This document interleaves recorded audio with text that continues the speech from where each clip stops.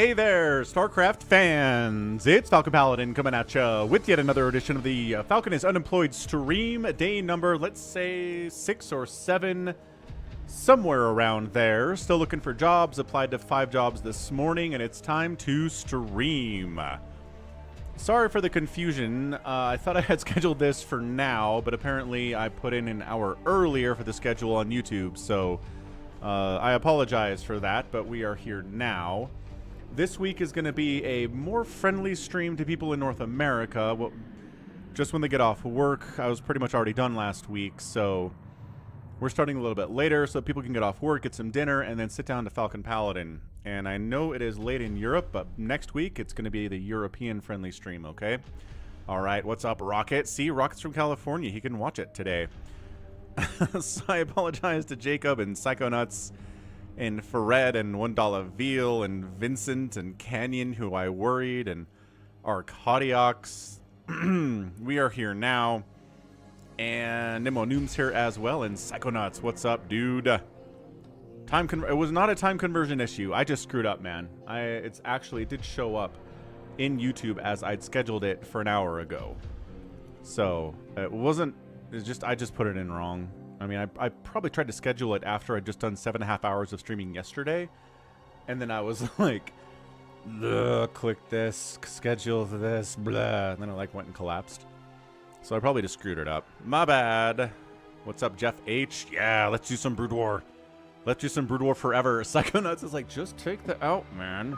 I'm trying to make you look good here. It's like, I love you, Psychonauts. I hear ya. I hear ya. What a weird place to be in, Psychonauts, right? Like your favorite basketball team is the NBA champions and they're favored for this season, and your favorite football team is like the worst team in the league. How weird is that? What a strange place for Boston fans to be in right now. Plus the Yankees are in the World Series. That's basically another really bad thing that's happening to you right now. What's up, Body Morpher? What's up, Propavadinka? Anyway, just had a little monologue towards Psychonauts there. I feel like I understand Psychonauts because I listen to the Bill Simmons podcast all the time, and he's a Boston sports fan just like Psychonauts is. Except I think Simmons gave up on hockey a while ago, so you care about hockey a lot, Psychonauts, but he does not. So I don't know anything about what's going on in hockey. Anyway, what's up, Ala Karen? Yeah, Midnight Brood War. That's right. If you're in Europe, it's late. If you're in North America, it's like getting off work time now. So what do we got here, folks? We have a whole 27,000 replays in this folder that I've got from RJB. Got them from Team Liquid. People email me zip folders containing a lot of replays sometimes, but those are the main sources of where I get replays, and there are so many of them I've collected over the years. It's absolutely ridiculous. Do we have some IdrA replays? We actually do have some IdrA replays in here. More than I thought we did. Trying to find a game from IdrA against somebody that we also know is a little bit tough. For like the standalone VODs that I post during the week, I generally like to give us, you know, IdrA versus Hero or IdrA versus Bisu or something crazy like that. But a lot of his stuff that he played, because he's a North American and never really broke into like being tip top StarCraft players, is against Europeans and against, well, foreigners in general, right? North Americans, South Americans. What's up, Bovine Slime? What's up, what's up, what's up? Okay, so let's go ahead and do an IdrA game here. I know a lot of people watch IdrA games for the rage, but here's the problem. If he's playing against someone who's a North American or a South American or a European, he's got a really good chance to win it. And when he wins, he doesn't rage. He's just the kind of guy that he doesn't like mock the other player when he beats them. He just rages when he loses, which is a certain type of rager, right? Puts him in a specific box. So anyway, let's go ahead and do this. Paradise. We've seen Yoon Paradise before. Pretty good player. Actually, you know what? Let's figure out who this guy is really quick. Let's go to the Liquipedia, go to Paradise. Paradise? Nope, that's the name of a map. I would need the player whose name is Paradise. Still looking at the map. Maybe he doesn't have a Liquipedia page. That does not bode well for him at all. Well, screw it. Let's just go anyway. Let's see how good this playa is. Ka-chonk. Game 1. Coming on in on Fighting Spirit. No real surprise there. Let's start a prediction out on Twitch for those of you who like to do that.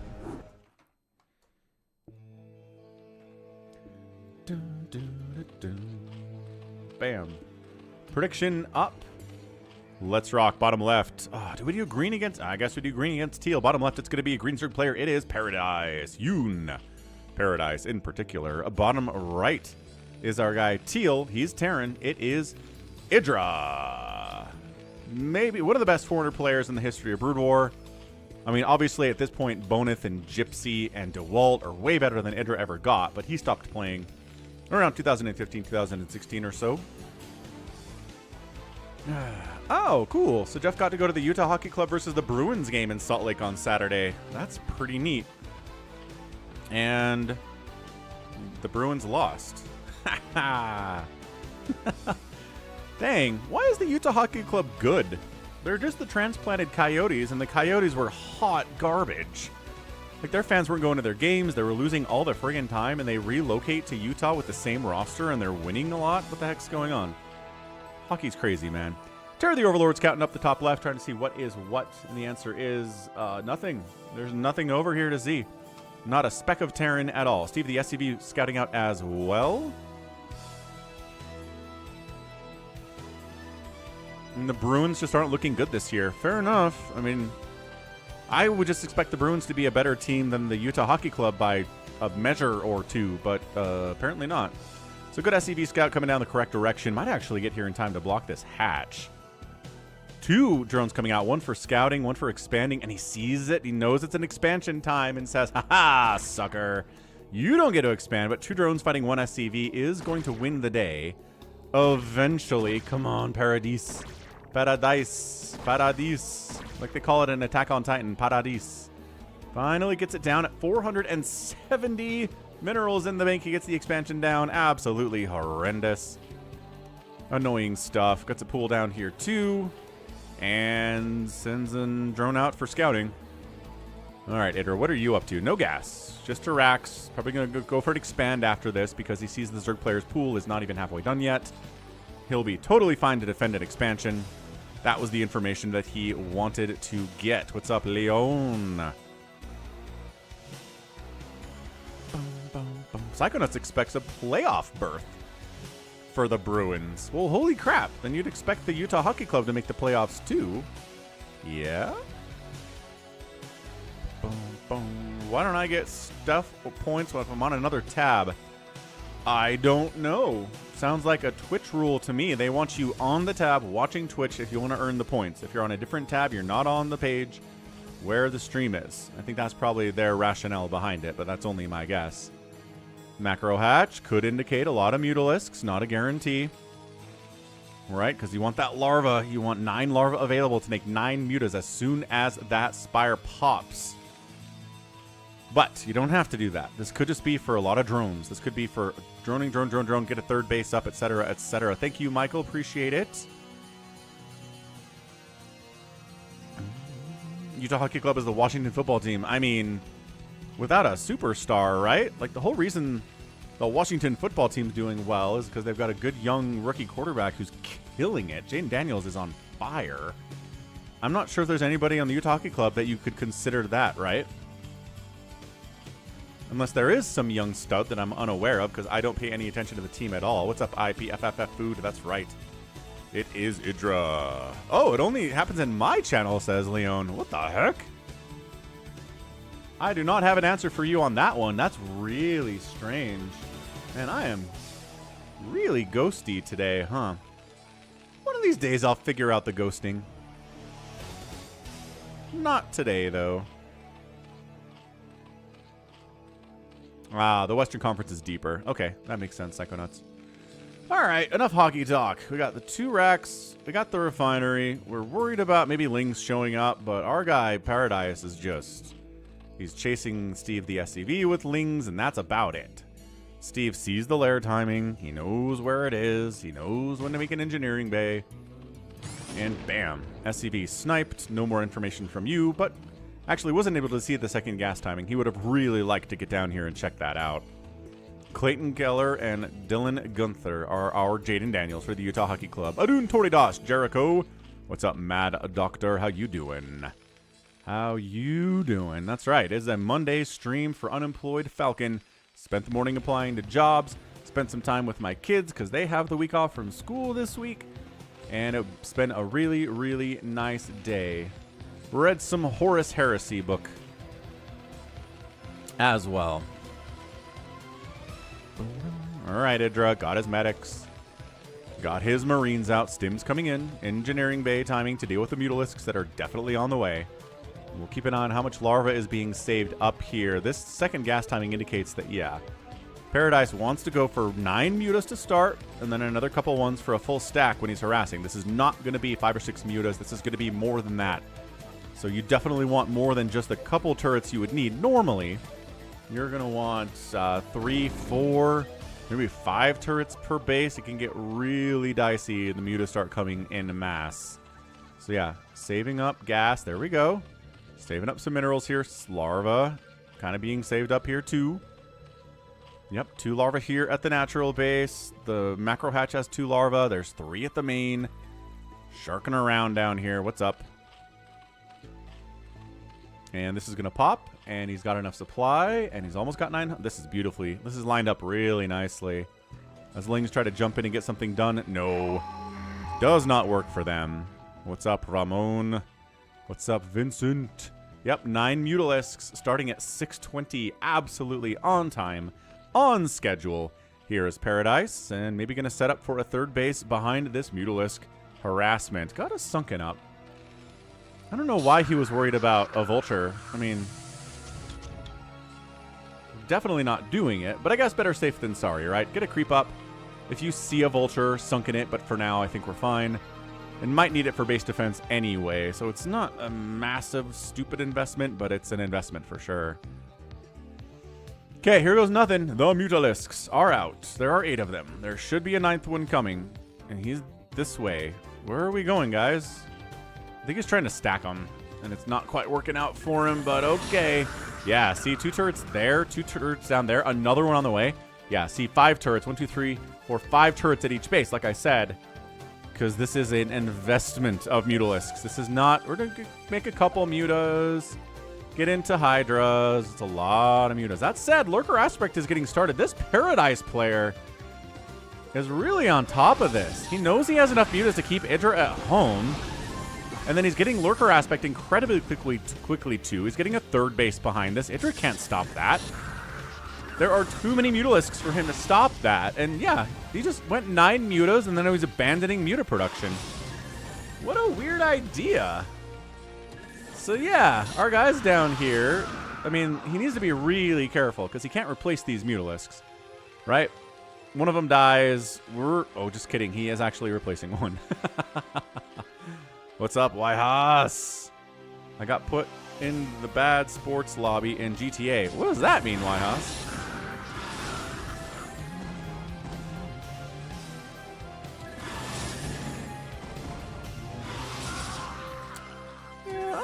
Twitch is dying. I did see them banning new account creation in Israel. But here's the thing. I've usually been streaming at not really non-friendly times for North American audiences. So most of my viewership and subscriber base is European. Or like even further away, like in Australia and stuff.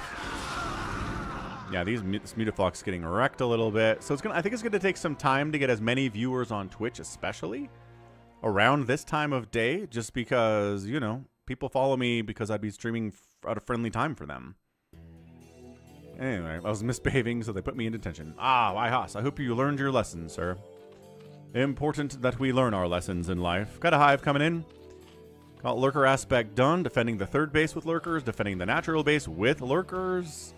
Yeah, I mean, it's a great idea, IdrA. Let's move out a little bit, but this Paradise guy is on point. He is doing everything he needs to do to hold the Terran player off, and it is fantastic. Okay, so we're SK Terraning. No question about that here from IdrA today. Science Vessel Production. Only 1 starport. Does he have another starport somewhere that I don't know about? No, 1 starport SK Terran. Strange. It's usually 2. This is an older game, though, because it's an IdrA match, right? So you got to keep that in mind. So maybe just 2 port isn't part of the meta when this game was played. He's getting siege mode for tanks. Maybe he just wants the gas for tanks. He's like, all right, 1 science vessel for detection, A little bit of a radiate, maybe some D-Matrix. It's a lot to ask from one science vessel. I guess one vessel at a time, right? It's not, we're only making one vessel. We're making one vessel at a time instead of two. But then the rest of the gas goes into siege tanks. Look at this split. He's like, if lurkers come out here, I'm going to concave those suckers and murder them real fast. Ah, Whitehouse does not learn from his mistakes. That's okay. Why do you never see Optic Flare used as much? It's generally because Optic Flare blinds individual units but doesn't blind its neighbors. So, like, Zerg swarms. If you blind one of these lurkers, the other lurker next to him is providing as much vision as he had. One of the Lings, one of the Mutas, the same story. The best way to use blind would be against optical flare, rather, as the Defiler Mount comes in, would be against observers, right? Because observers are providing detection, and there's usually only one of them around, maybe two. If you blind both of those observers, detection is gone for that ball, and it's really bad for the Protoss. Doing it against Zerg makes no sense to me at all. Maybe doing it against Terran and blinding a science vessel would be pretty cool, but that requires a TvT. That requires you to have medics in TvT, which is weird. And having medics in PvT is weird too. So I guess that answers our question, right? All right, here we go. Siege tanks up. Consume's almost there. IdrA showing up at the time he knows. Consume is not done. Keeping the science vessel alive. He can't move it too far forward. Lurker's repositioning just a little bit. Yeah. Okay, siege tank firing. Lings jump up. Try to get some friendly fire tank splash on those tanks. Not panicking, right? Falling back, waiting desperately for Consume to finish. Fall back, fall back. Oh, a little bit too close there for the Marines. A little too close to the sun. That Nidus network, or that Nidus canal dying would be a big problem too. Oh gosh, a little bit early there. Consume, Dark Swarm, there it is. He heard the Consumes and jumped in there because he knew the Dark Swarm was coming, and he had to get some damage because now Dark Swarm is here, and now IdrA's position is completely compromised. See you later, alligator. Okay, so the tanks are gone. That was the punch of your force. These guys are hiding inside the Dark Swarm. This Paradise player is great. Absolutely fantastic. Hey, Arcadiax. Yeah, I ran for 3 miles and then did a kind of a warm down for another half a mile. So whatever. Somewhere around there. Did get the run in. Oh, what are we doing with these mutas, dude?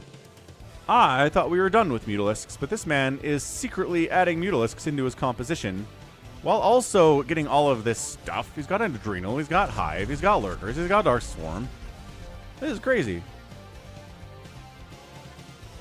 Yeah, getting up this ramp's going to be really tough without tanks, especially. Can you irradiate all of these Lurkers, guys? The answer is no. One irradiate available.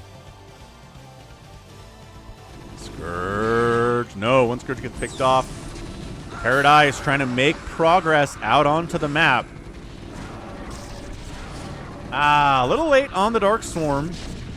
Tiny bit late, but I think one Lurker survived. Yeah, one Lurker survived. So, like, one Lurker just sitting in here being like, oh, gosh. Getting 8, 9 kills. Siege tank firing on it, but it doesn't have anybody, so the splash damage doesn't matter. I don't know about this play. I'm not convinced this is the place we need to go with these Lurkers, but okay. It worked. He got up there, killed both of the tanks. Yeah, I think Paradise, I don't know who he is, but if he's a Korean player, I wouldn't be surprised. He's on point with everything he's doing. His micro is good. His macro is good. His teching up is exactly on time of where he needs it to be. He was patient with that attack earlier at the natural base, handled it perfectly. This guy, I don't know who he is, but I feel like he deserves to have a Wikipedia page. And that maybe I should search for Yoon Paradise instead of just Paradise. Maybe that would help. Yeah, I mean, 46 workers, didn't go too crazy on drones. Dark Swarm wears off, Lurkers all die, bit of a problem. Moving into Ultras at all? I mean, the tanks kind of make you pause. Plague catching 4 science vessels and a ton of Marines and medics. Consuming Demlings, that's what they're here for anyway, lads. So probably a Dark Swarm on these tanks next, if I had to guess. Dark Swarm nearby the tanks, that totally works. Good on siege timing by IdrA, but ooh, he does escape. He does escape with both of his tanks that time. That's nice. Oh, there's a Ling running through these guys. Whew. Got too many kills there for one Zergling for sure. How's it going? I'm going to guess those are Korean characters in chat. Hello. What's up, Drew? Hey, I left a voicemail for Greg today when I was doing my job hunting morning routine. So I name dropped you and said I'm looking for work and asked him to give me a call back. So hopefully he does. Okay, fourth base, gonna die. Not as big a deal because there's no third base from IdrA yet, but the man's getting a third base, so hold on a second. Drew, you got out of the interview. Nice. How do you think it went? You feel good about it? Because I've been in interviews where things feel good, and I've been in interviews where things feel bad afterwards. All right, Muta. Oh gosh, oh gosh, oh gosh. What the heck? Oh, he just missed it. Every one of those science vessels should be dead. Get them now. Get them now. Are we saving these for Guardians or what? I don't know. But we're Ling Dark Swarm pushing the front door of IdrA a little bit. Not ideal. Can you still not land here? Is there still a Ling burrowed there?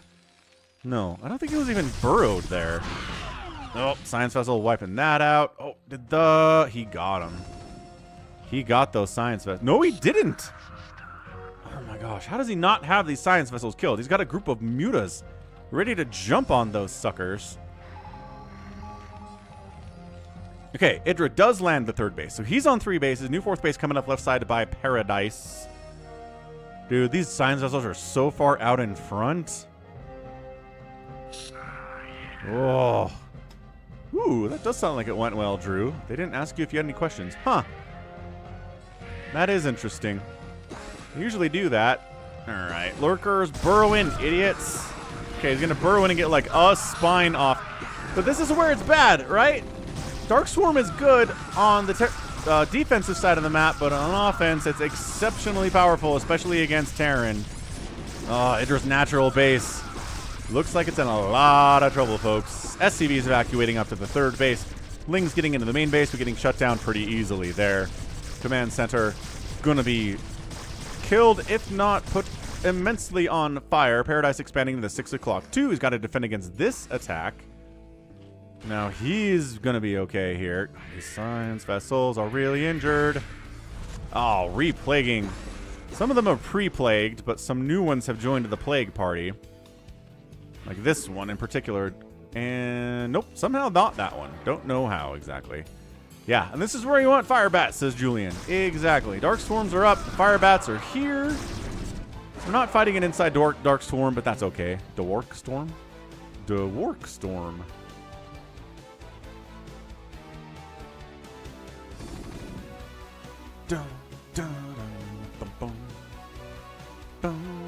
That's true, Drew. Let's not count our chickens before they are hatched, but it does sound really positive. That's awesome news, man. And then the Mutaflock that's been hanging around for like 8 years has finally decided to do something, kind of. That's so weird. Like, in what game does a flock of mutas just show up like that?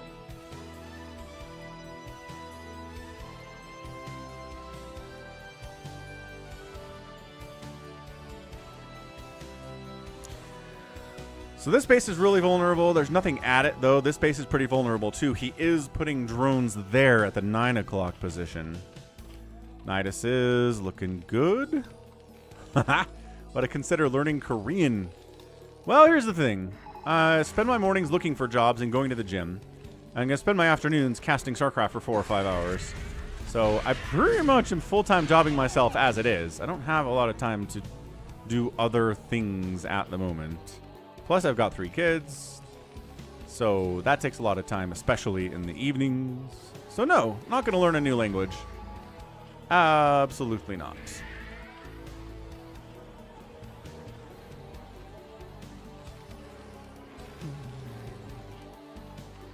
All right, so IdrA's on 3 bases. Another base coming up from Yoon Paradise. He is doing a great job spreading his new expansions out to different corners of the map, hoping that they don't all get spotted, and then it would be hard. Another great plague. It's going to be really hard to spot and kill, even if you know those bases are there because they're so spread out. Okay. Dark Swarm, defensive Dark Swarms here. No siege tanks. Fire Bats are here, though. Okay. All right, IdrA. We like this. We're on board. Fire Bats are kicking butt inside that Dark Swarm. There are no Ultras. Ultras on the way. 2 Ultras in production. Ooh, further Dark Swarms. Killing that Fire Bat would be nice, but the guy's being protected by his buddies. 16 kill Fire Bat. Defensive Matrix, 16 kill Fire Bat inside the Dark Swarm. 20 kill Fire Bat. How far can he go? 25 kill Fire Bat. Dodges the plague that catches everybody else. Now there's Ultralisks out, though, so this guy, oh, he does explode at 25 kills. The Mutas come in and go after the Science Vessels and help with the Marines. What a weird little play here. Oh, gosh. Oh, gosh. Oh, this Science Vessel count just got eradicated, though. This one probably should live. Ah, I hear you, Jeff H. I hear you, sure. Okay, so all the Mutalisks are dead. Yeah. It is definitely fall break for my kids this week, too. I hear you. That does suck for pay right now. Hope you find something better, Jeff. Okay, look, see? 6 o'clock base dies. Drones go to this 9 o'clock. This one could be working as well, but whatever. Not a huge deal. Medevacs, or ye old Science Vessels are here. There's a single Marine back here just killing stuff? What the heck, man? How did you get back there? Was there a drop or something? Oh, all the irradiates, and then the plagues, the spell casting back and forth here is great. Okay, he's not doing a great job keeping the Ultralisks away from Zerglings so they don't kill them, which is a problem. Real Squid! What's up, Real Squid? Overmind channel member. Incredible supporter of the channel, especially these days. It is an IdrA game, the OG Toxic player. He is maybe the best, the most skilled, extremely toxic player. How about that? Because I think there have been more toxic players who aren't as good as IdrA, and players way better than IdrA who are not as toxic as IdrA. So he kind of fits in this little sweet spot. Okay, but I know you like walking in here and irradiating with no support, but your Science Vessels are going to die if you do that. It's like Queens coming in and spawn ruling on a tank and then sit around and die. Speaking of which, I've got a mech game coming on Saturday between Jaedong and Barracks with Queens and stuff. It's crazy. There's a lot of that from Jaedong. Queen comes in, spawns Broodling, sits around while 18 Goliaths murder her. It's like, you guys, come in, spawn Broodling, leave. That's an important part of the process. Same with the Science Vessels. Come in, irradiate, leave. No sticking around. What's up, Chowdy Luck? Thank you, Jeff. Yeah, I've been applying to Lehigh area jobs, and they're not hiring me either, so I don't know what's going on, Jeffrey. Ooh, this is a big Terran army all of a sudden. It's got the siege tanks back in the composition against the Ultras. Great read by him. Irradiated Ultralisks inside Dark Swarm are pretty good against Marines and stuff. Oh, gosh. Yeah, doing that biological splash damage. Oh, siege tank gets wiped out. Julian, I hope you find a new job as well. Blarg. Okay, well, the Ultras are dead. They took a lot of damage. This pressure is pretty good from IdrA. Did this base not die, or did he replant it? He replanted it. This creep is re-pushing out. What the heck? Oh, and the top right base died. Missed that. Sorry. But look, again, this base exists. So it's 52 to 38 workers. IdrA's on 3 bases. He's trying to bust on in here. I don't know if it's going to work out for him. The Dark Swarm is good. The Ultras have the 6 armor. They're working on +3 attack. Chucky, I don't know who that is, but welcome to the stream. Dark Swarm again would be nice here. Ooh, I don't know about doing this without Dark Swarm. Look at these medics kind of body blocking a little bit. Siege tanks getting hits off. Splash damage on Marines. Oh, there we go. Then the Cracklings show up. Cracklings and Ultras together are what do this whole thing. I probably could have wiped out that tank, especially because retreating just killed you anyway. But he didn't know that in advance. But still pushing. Why are there no lurkers at the top of this ramp? Nidus reinforced. You need that base to live. I know you need this base to live too. Come on. Nidus destroyed. Base gonna die. IdrA is winning, and that's it. Paradise taps out. Whoa. What a game. Oh my gosh. We have to change this some more, do we? What an absolute banger. Oop, this way. Yeah, this way, guys. This way. More opacity for me. Less ghosty. Anyway, yo. Yeah, I think it was this. I think if he had tossed a couple ultras and some lings into that Nidus, ran him out there and shut this down and saved this base, the game continues. I think he probably has enough income and probably has enough everything to defend against this as long as he needs to. And IdrA's still on 3 bases, right? IdrA's 1 base mining right now with no real capability to take another base at the moment. Yeah, no, the green and green, it's either that or yellow, yellow, real squid. Bonk. Yeah, so that was it. So this one little thing. I thought Paradise played an incredible game today, but just kind of screwed up defending this base. And honestly, this is a Marine medic group. If you just left 2 lurkers at the top of this ramp, they're not busting up that. There's no way. They're not getting up there at all. So that's another way he screwed up. But IdrA gets the win, so we do not get any IdrA range. Rage. Unfortunately, but that's okay. He doesn't always rage in all of his games. IdrA gets the win. We're going to send that out into the prediction results on Twitch. Yeah, so far so good. I mean, that was an outproduction, but the outkill was pretty good by IdrA there. 9 to 6 buildings raised. It's an outspend by Paradise by enough money to probably win. But it's because that top left base died. That was really the loss issue for Paradise. I did not see the Artosis video about Flash, but I'm assuming he covered Flash's video where he apologizes about the crypto thing and says he's back and he's streaming and he's going to compete and stuff.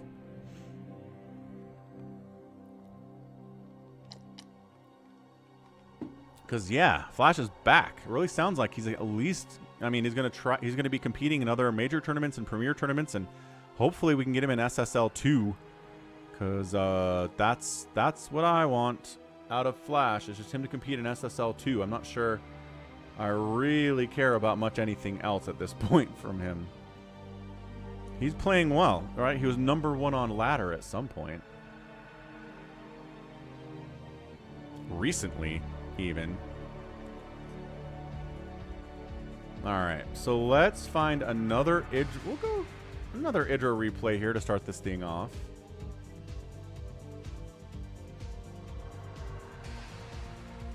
What do we got here? We probably have a PvT we can throw up here next. A 31-second PvT. I don't know why this isn't the replay pack. This one's 2 seconds long, and it only has IdrA in it. How is that even possible? How do you load into a game by yourself? Okay, I'm going to choose a Protoss player whose name is not impossible to pronounce. This one is 0 seconds too.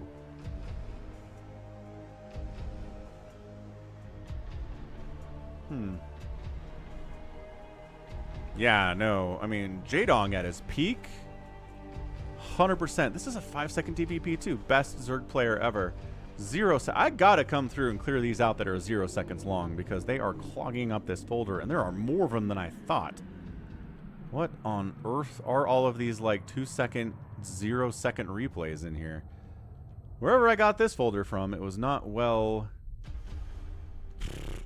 screened at all, unfortunately.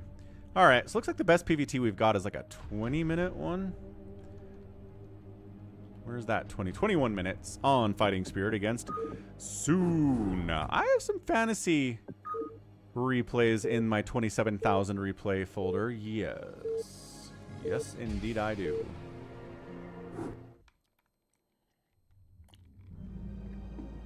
Okay, Fighting Spirit again. We can... Nope. Brown Terran player. Top right, it is IdrA. Top left, it is a Protoss. It is Soon. Actually, I'm curious. What is IdrA's win rate historically against different races? Let's find out. According to Liquipedia, do we have his win rates? We don't have his win rates. We have win rates for so many other players. Lame. Here, win rate. No. IdrA win rates. Somebody keep track of that. We got StarCraft 2 win rates.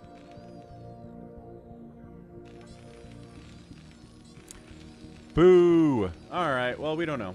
We don't know. I feel like he's better against Terran than Protoss, though. Or Zerg, rather. Better against Zerg than he is against Protoss. And I don't know about his TvT. I haven't really cast a bunch of those. But, anywho. Nothing crazy, right? We were just starting off here and fighting Spirit. It looks like it could theoretically be a Nexus first attempt here out of soon. Because he's late on this gate if he's going for a fast gate. IdrA as well is not building a barracks yet. Dude, if they both go, like this is command center first. Okay, there we go. Barracks coming in. Freaked me out for a little bit. He wanted enough money to get a, get a refinery and a racks up at the same time. Soon is definitely Nexus firsting. Look at this. So this is an older replay, but this definitely still happens. I believe Artosis considers this an overpowered strat in PvT, where you get that Nexus first, and if the Terran doesn't scout it and doesn't punish it, it's a massive advantage that makes it very, very, very hard for the Terran to come back and win the game. They do sometimes. There's definitely a lot of examples of Terrans who get Nexus firsted, don't successfully scout it, and don't punish it, and somehow come back and win anyway, but it's tough, and this SCV is going the wrong direction anyway. This SCV is not going to find it, lads. Not even a little bit. So probe on the move out.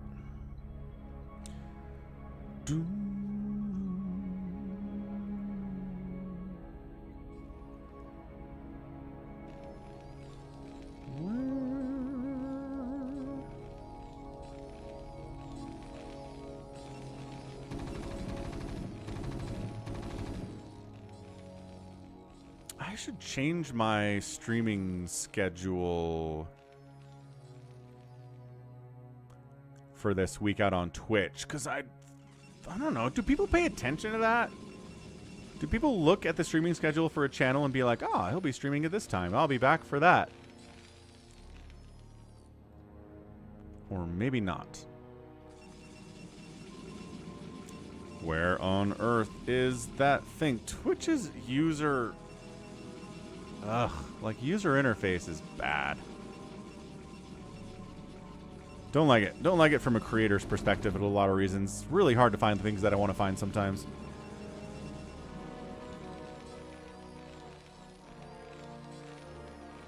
Okay, well, here comes a move out. He's bringing a couple SCVs with him and some Marine. Did he sniff this? Was he just like, well, no Zealots have showed up. Probably means it was an Nexus first. Let's go, boys. I mean, he's scouting it now. All right, here we go. We're going to try to build a bunker. You don't bring 4 SCVs with you unless you're trying to build a bunker. There it goes. Bunker coming down. He abandons it? No. No. You can... Oh, there's a vulture here. He's waiting for the Dragoon before he engages, it looks like.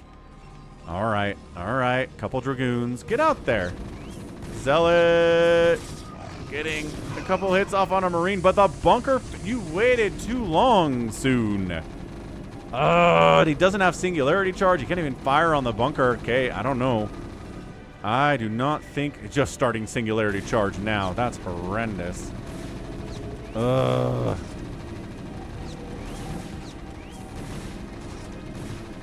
Okay, well, yeah, I think that Nexus is dead. I really do not see a way to figure that one out. And there it goes. Okay. Well, punished. Incredible stuff. Way to go, IdrA. And am I wrong, or did he simply not scout that, but come over and shut it down anyway? Is that something what happened? I feel like maybe that's something that happened. Huh. All right. Well, soon waited too long. So he's getting a robotics facility. He's one base in it at this point. He can't get this out until singularity charge is done, and he was late on it. So we got a second command center coming in from IdrA. He's just finished up. Oh, if he just finished up Spider Mines, there we go. It's going to be even tougher to break this. Yeah, the Protoss is just, not having a great time.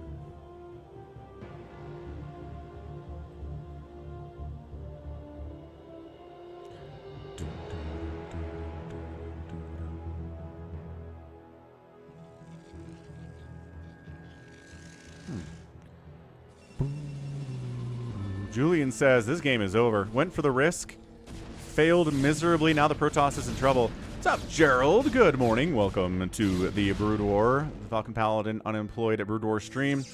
Okay, so we make enough room to actually throw down a Nexus. Oh gosh! Somehow didn't lose a Dragoon there. He walked right into 3 Spider Mines, did not micro back at all, and didn't lose a Dragoon. Not sure how one does that exactly.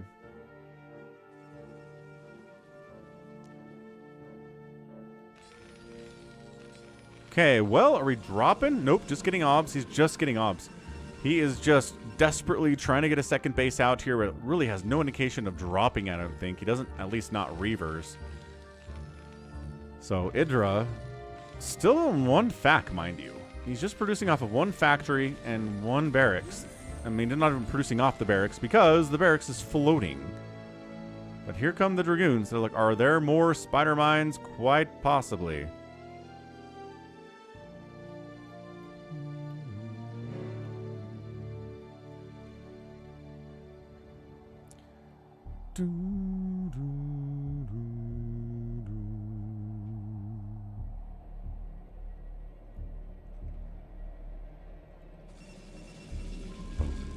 Hey, what's up, in a war? It's bad unemployed in a war. I got laid off about 6 weeks ago. So, been trying to find a new job. I've applied to about 150 of them over the last 6 weeks. Got 2 interviews about a month ago, and nothing ever came of those. And so I'm still applying to jobs, but I figured I would try to supplement the income by doing some StarCraft streams during the week instead of just on Sunday. So that's what I've been doing. Monday, Tuesday, Wednesday, Thursday, Friday streams, in addition to the Sunday stream, which is the old standby. We're expanding the portfolio. Templar Archives on the way from the Protoss. Charon boosters coming in. Goliath production 2. Potentially worried about drops. And Stargate coming in. So maybe 2-base Arbiter play here from soon. Seems entirely possible. That's what we're looking at.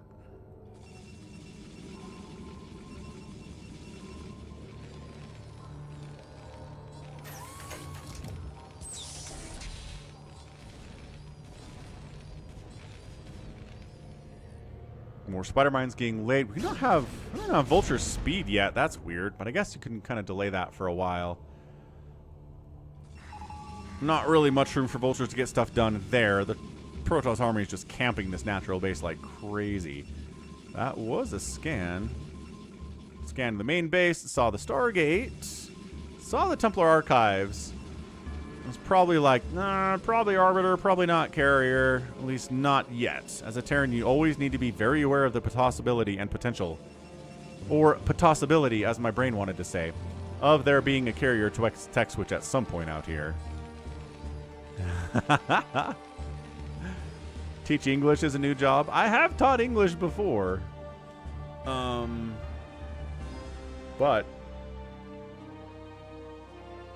not really as a full-time job or anything. Well, it's time to go. Soon, Zealot bombing them tanks. Dragoons marching in. The Goliaths and Marines are not in position to protect the tanks. Every one of the tanks at the front here is going to die. But 3 more tanks join the party. Couple Marines, couple Goliaths. Going to be able to hold here. But reducing those tanks for the cost of what you paid for it is pretty good. Out as soon. That was really, really, really well done. Nice. And then maybe check to see if there's a base you can deny over here for a third, as his own third base finishes warping in now.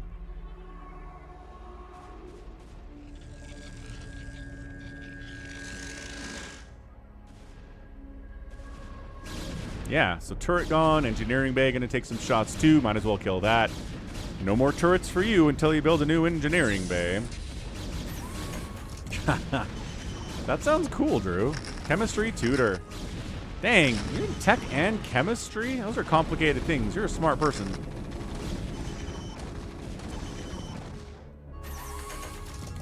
All right, so reestablish third base. Command center's flying down here anyway, so that's going to be just fine for IdrA. Walling off against Vulture Harass here is our guy Soon. Way more available supply than he needs, but that's okay. There's the Arbiter Tribunal. There's the Arbiter. And I'm just a big fan of Stasis in this matchup. I just think Stasis is maybe the best spell. Not that you can't also have Storm.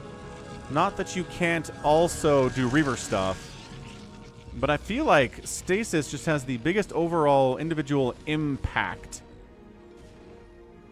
in a big battle. Especially, right? Stasis the heck out of a bunch of tanks, and suddenly your life just looks like rainbows and unicorns after that. Welcome back, Dongfeng. Maybe going for a fourth base down south during all this pressure. So again, IdrA finds himself matched up against a player who's pretty darn good.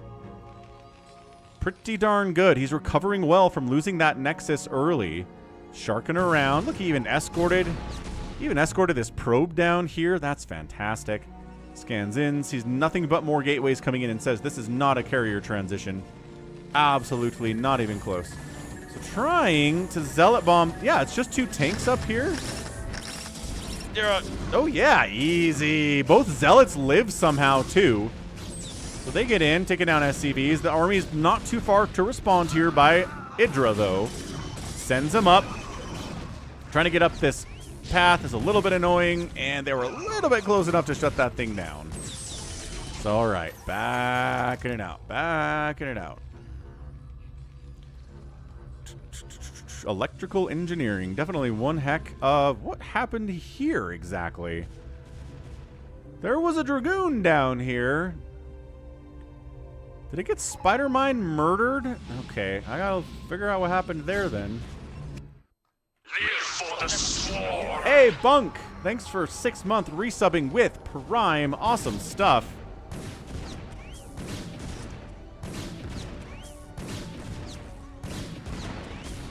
Okay. So, probe comes down. Dragoon is protecting him. This Vulture wanders down here.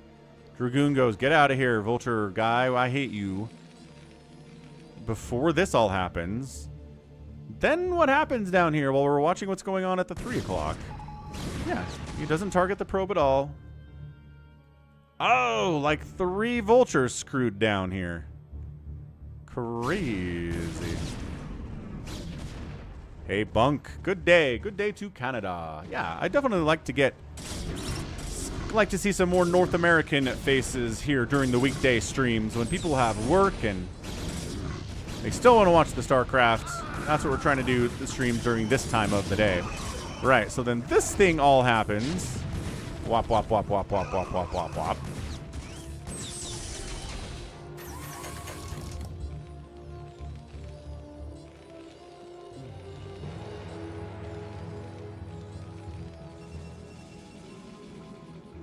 Comes down again, tries to expand, doesn't bring a Dragoon with him. Kill the spider mine with your probe. That's so cool. What's up, Daniel in Argentina? Yeah, it's another Western Hemisphere viewer.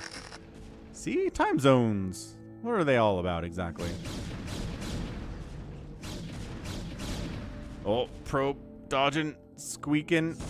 Vultures can't get through the wall, but they do snipe every probe on gas. Almost every probe on gas, not one. Then gets replaced there quite nicely, too. Quim's in Sweden. It is late where you are, sir. A little bit of late night StarCraft, never hurt anyone. Right. Yeah, VMons in the Midwest, United States. What's up, VMon? Yeah. We got all sorts of great people here for the weekday stream when it's a little bit later. A little bit easier for people to manage with their work schedules. I'm liking it. I'm liking these numbers we're getting. Fantastic.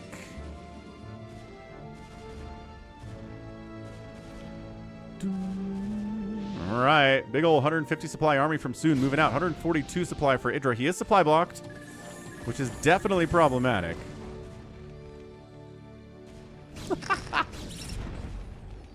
Flat Earthers don't believe in time zones? How do they... Ow. How do they function? I don't even want to get into that. Okay, good defense, and then you swing over this way to cover this area and just kind of defend these 3 bases against the Protoss inclusion and incursion, rather. There's more Stargate. Finally researching stasis. What is all this? and expanding down here to a 4th base, which is totally fine. No one's going to freak out about that at all. Fred's in Sweden as well. I guess that's a fair conclusion, sir. What, faking a recall? Or does he have a recall? Oh, he probably researched recall before stasis, right? Yeah, he's all clumped up here. He's got a shuttle involved in that recall, too. That's crazy. Crazy taxi. All right, IdrA says, I'm at 170 supply. Let's move out. Maybe we'll try to kill that 4th base. Maybe go after this 3rd base. Put some tanks on the low ground if you're into that. I assume Quim's over there speaking Swedish to his guy Fred, his fellow Swede here on the Falcon Paladin stream today.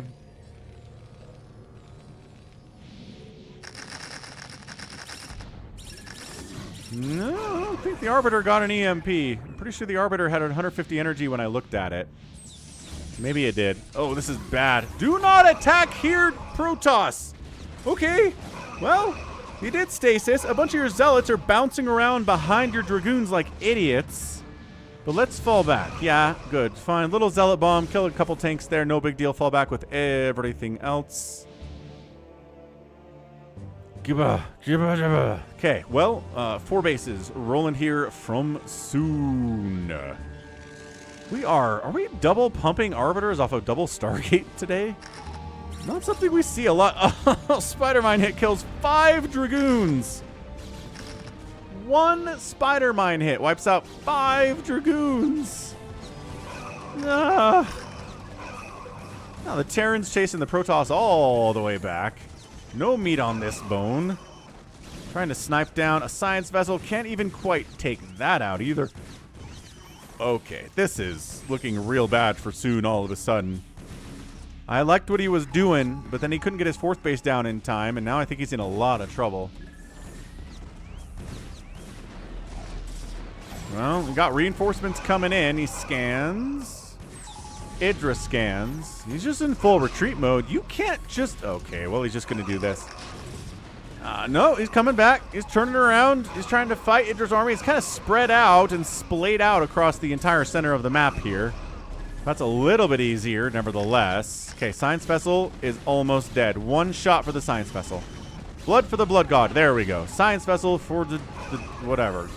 Arbiter gets murdered after getting a really nice stasis off catching 5 of those siege tanks. But enough siege tanks are defending their guys. IdrA's up 20 supply, and if you're up 20 supply as a Terran and Terran versus Protoss, you're winning very, very handily. Extremely handily. He's expanding to the 12 o'clock.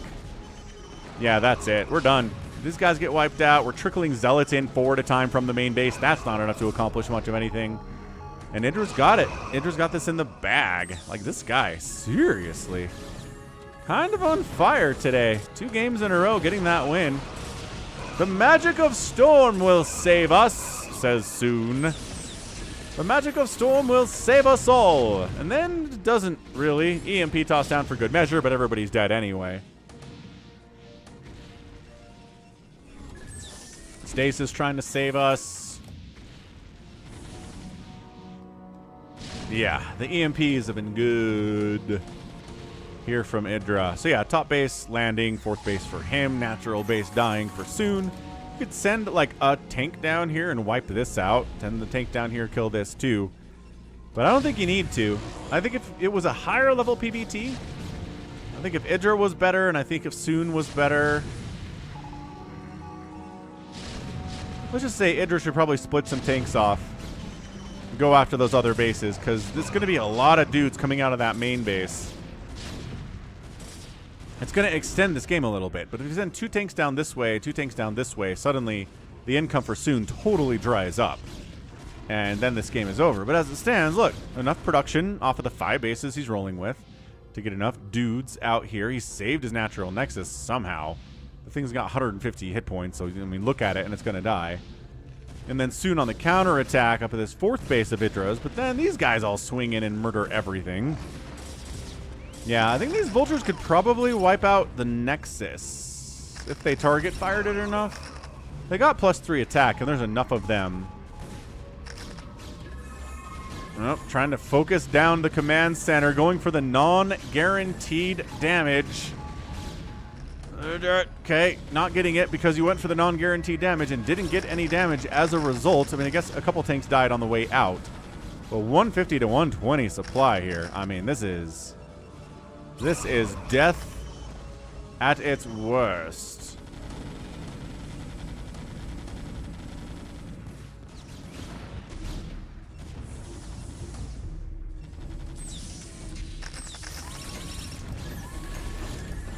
Nah, IdrA's got this one, Fred. I don't think IdrA Rage is going to happen because he's going to win the game.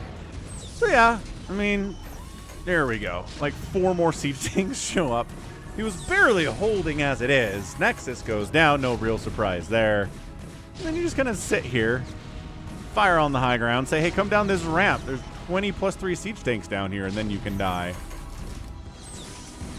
Yo. Okay, well, I think that's it, folks. I think we're looking at a dead soon. He was probably dead as soon as his Nexus first got scouted out and murdered. He's definitely winning, Fred, yeah. Billion% winning at this stage of the game. So, IdrA getting the win. Bad Manner himself, again, it just shows he's a really, really, really good player. We're not going to pay that much attention to someone who's bad manner unless they're also very good. GG and GG. Yeah.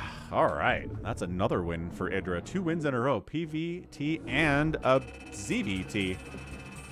Yeah, resources here way too close for comfort. You did outspend the Terran, but only by like 1,000 resources.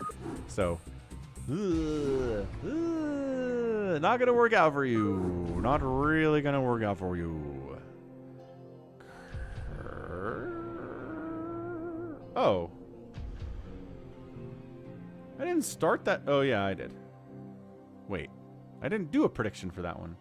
Dang it. Oh, well. Sorry for that. Okay, let's go ahead and move IdrA out. Wonderful. Good stuff, IdrA. Thanks for giving us a good time watching a couple of your games. Now, there was a request for a fantasy game, and fantasy's old enough that some of their matches are tough and old and broken and stuff. So, let's take a look. Let's see if we can find one. Maybe he has a date on it that's not too long ago, right?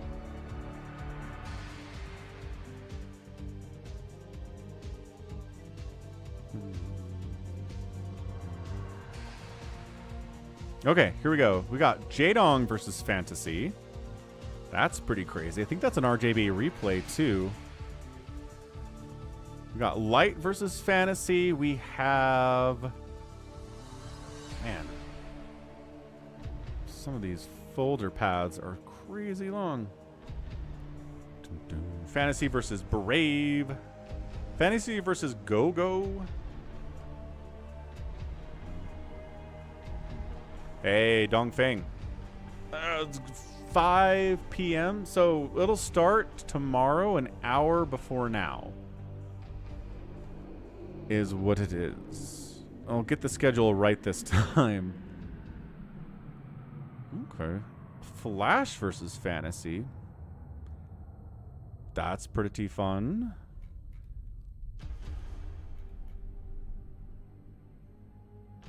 All right, cool. We'll do Jaedong versus Fantasy. How's that sound? Let's do that.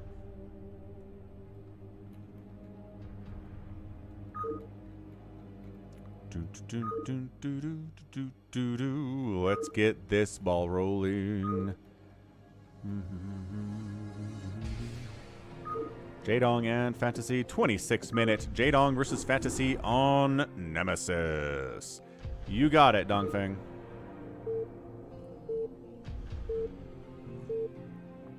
Oh, Fred is Dolan Stump. Hey, I didn't know that. Rad. All right, we're on Nemesis. A good map for drops. Top left, it's going to be a blue Terran player. It is Fantasy. And in the bottom right, a red Zerg. It's Jaedong. Going to be one heck of a match for both of these players. Let's see if we can get a pull up there as well.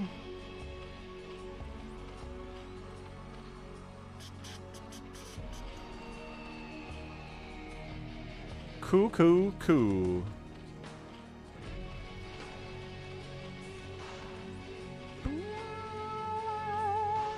What's up, everybody, and welcome to the official channel.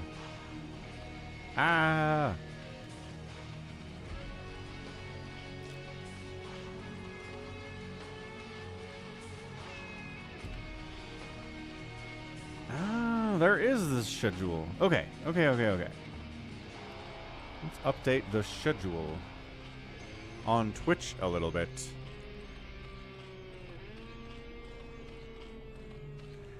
Yeah, we've got a lot of people from Europe joining the Sunday stream playing on the US West BattleNet server, and it seems to work pretty well.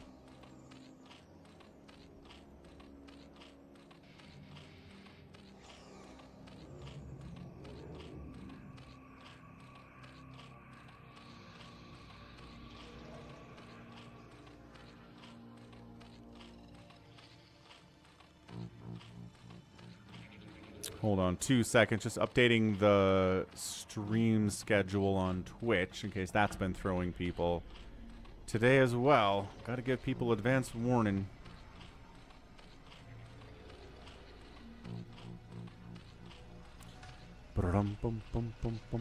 What's up, Samacron?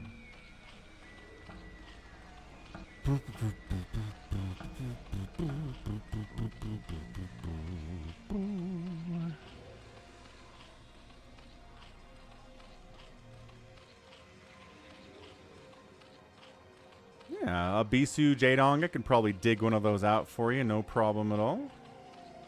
Absolutely.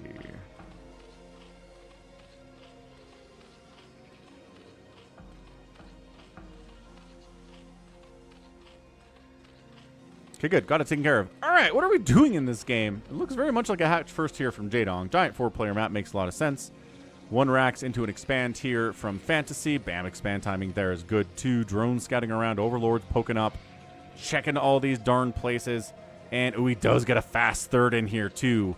Fast third because this can only be accessed by workers at this stage of the game. Right? You have to pass through these eggs. You can mineral transfer through there. It's set up that way so you can get a fast third. Big deal here. Hey, you're welcome, Quim.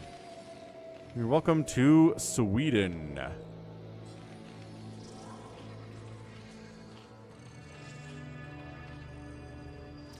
Okay, well, everything looks good so far, right?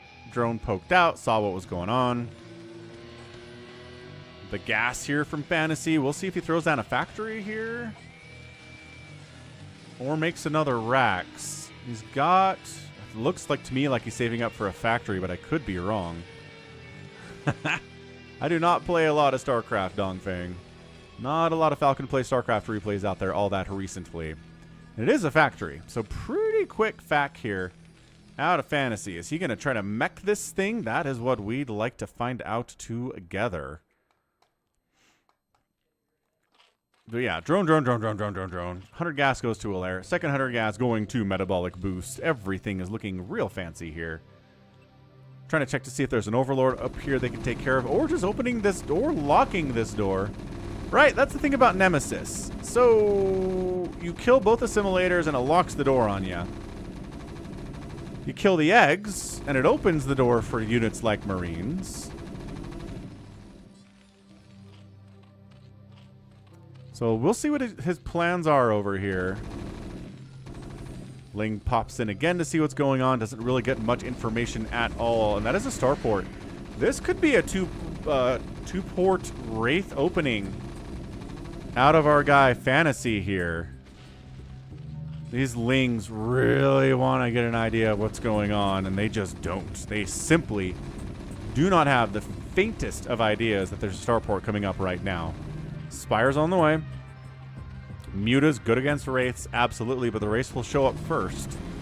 Because Spires take a long time to build. So yeah, look at him. He's locking this. So he's locking this so even drones can't get through here. Interesting. And yeah, only Ghosts can slip through there because they have the smallest unit size.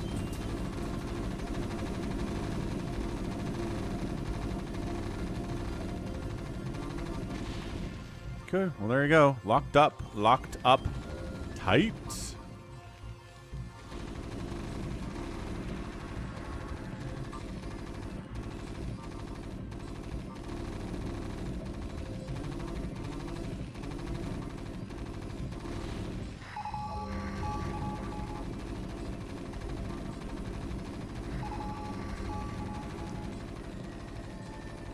Little bit of the ComSat scan, sees what's going on down here, totally sees the spire's almost done, says, all right. Control tower up. What the science vessel? I didn't even look for a science facility. Where the... It's right here. Why in the... What? Who does... Who does a science vessel opening in a TvZ? What is happening? Jaedong expanding to a 4th base down here, locking the front door using those lings, as we saw the Marines already do. But how do you defend against, like, 10 Mutalisks with a science vessel? And, I mean, there are Marines, too, don't get me wrong, and turrets are coming out, but, like, what? What in the... I'm utterly confused about this whole thing. So here we go. We got Marines, we got turrets. Turrets are coming up all the time. Muta's going to swing into the natural base first. 2 turrets in the middle line, 1 out towards the front here. Yes, Julian, exactly right. Okay, well, Muta's doing Muta things. Like, I guess this isn't too bad. It's just a really, really fast Irradiate play. Like, rushing towards Irradiate as fast as Terranly possible. Insane. Insane in the membrane. Irradiate is done at 725. 725 Irradiate, man. It's got more racks coming in. So he's going SK Terran. He's just getting science vessels out so much earlier. Yeah, and Jaedong's like, wait, what? An Irradiate now. He does manage to split it off. Not his first or second or third option, but he does get it out of there in a pretty decent time. These mutas are not dead.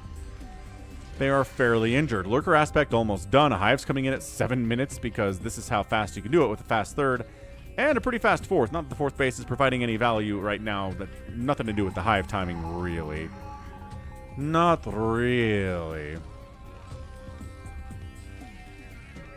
Alright. Alright. Yeah, at this point, I think Fantasy needs to get some damage done. 6 lurkers are on the way. I know you've got 2 science vessels, and I know they've got Irradiate. But man, how many mutas are needed to kill a Valkyrie with defensive matrix? I mean, it depends on the micro, right? Are you stacking all your mutas up and attacking it with a move? Are you spreading your Mutalisks around so they're not taking splash damage? How are you doing this?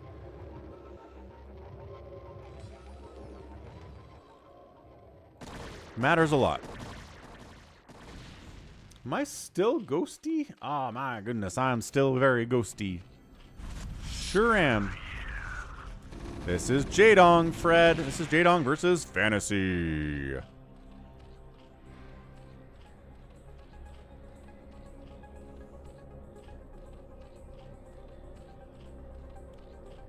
Hey, less ghosty. It's got a little more static in the background. Whew.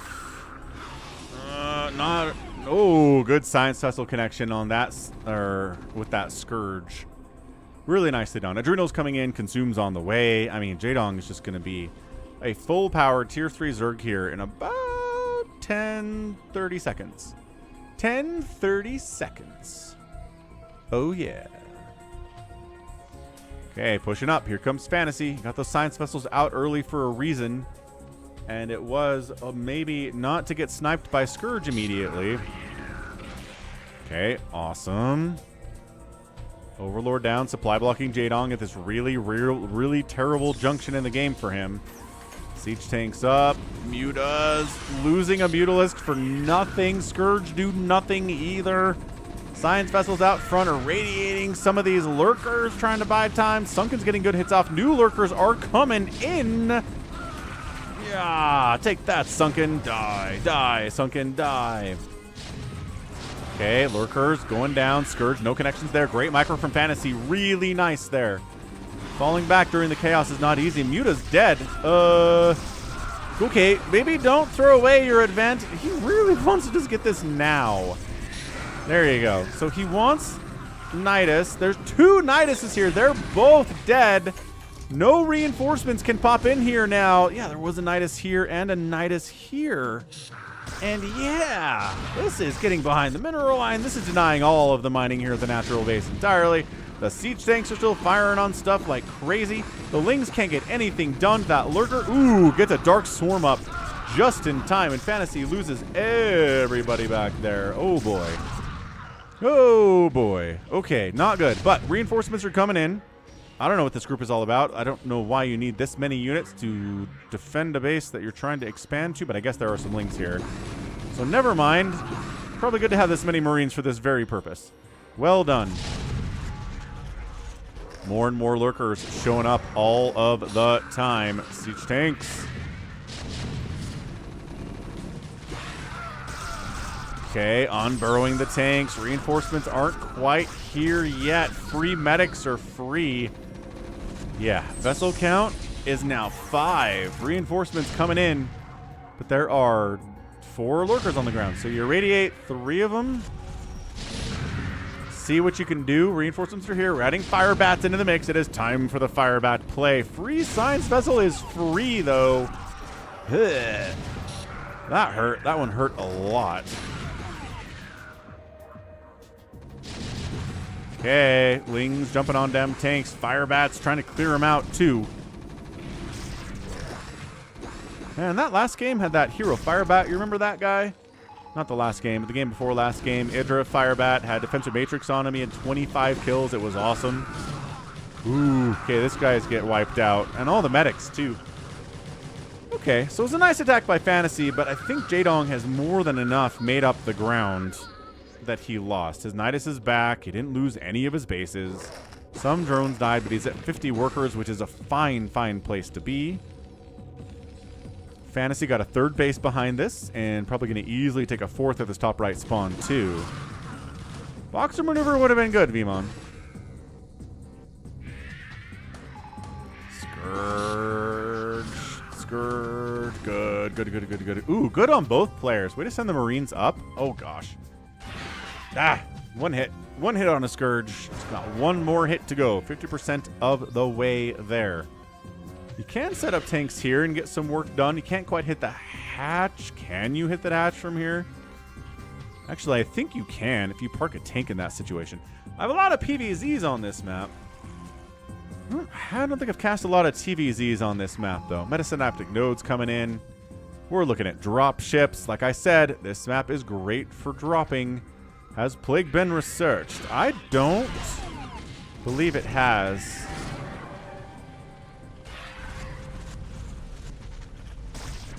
And I believe we would have seen it by now, too. Yeah, Snow versus Soma on this map, says Drew, was an incredible game.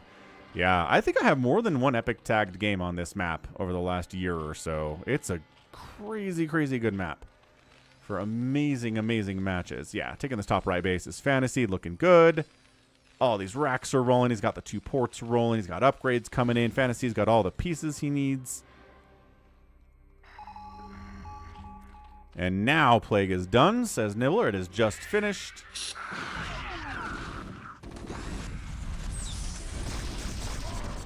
And that lurker count is intense, though. That's what these extra tanks are for, though.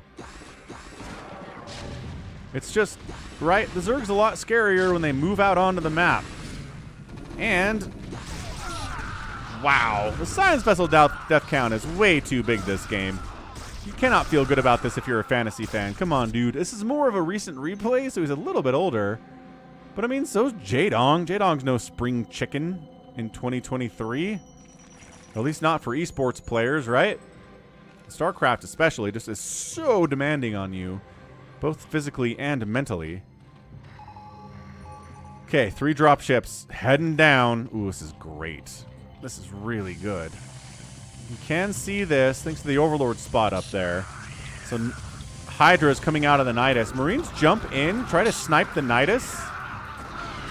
And they can't get the Nidus. Too many Hydra. Okay, he gets the Nidus, but like way too many reinforcements showed up to shut that thing down anyway. That was really, really well done. And no evacuation for you either. Your dropship is dead. Okay. All right. Well done by Jaedong. Completely shutting that drop down. I'm a huge fan of drops, but sometimes they do not work. The risk and the reward, eh? Yeah, it's a bit of a small group here from Fantasy coming in. Dark Swarm shuts that whole thing down. Marines run past to snipe another Nidus network or another Nidus canal. Okay, they get that one. Just little disparate groups here. Science Vessel gets a free hit, not a free kill there.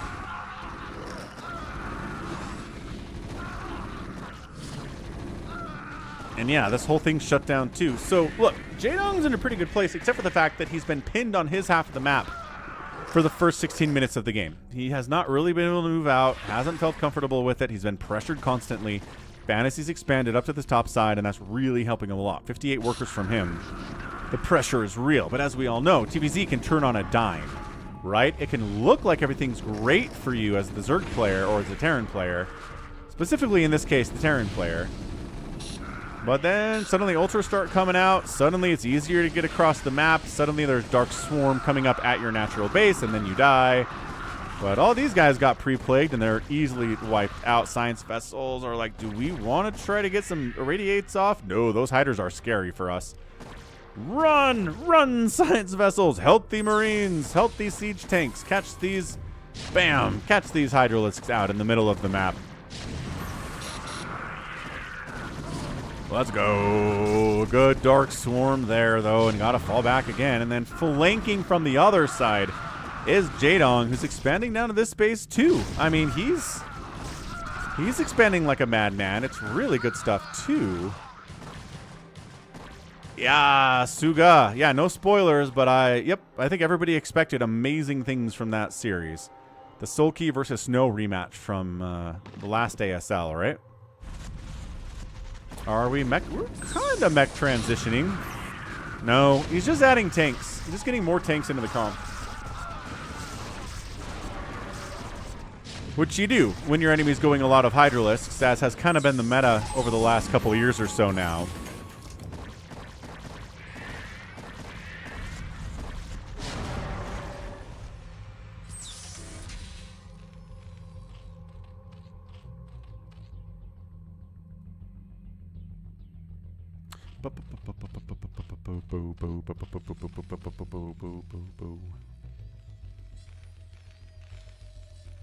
This particular track reminds me of Descent.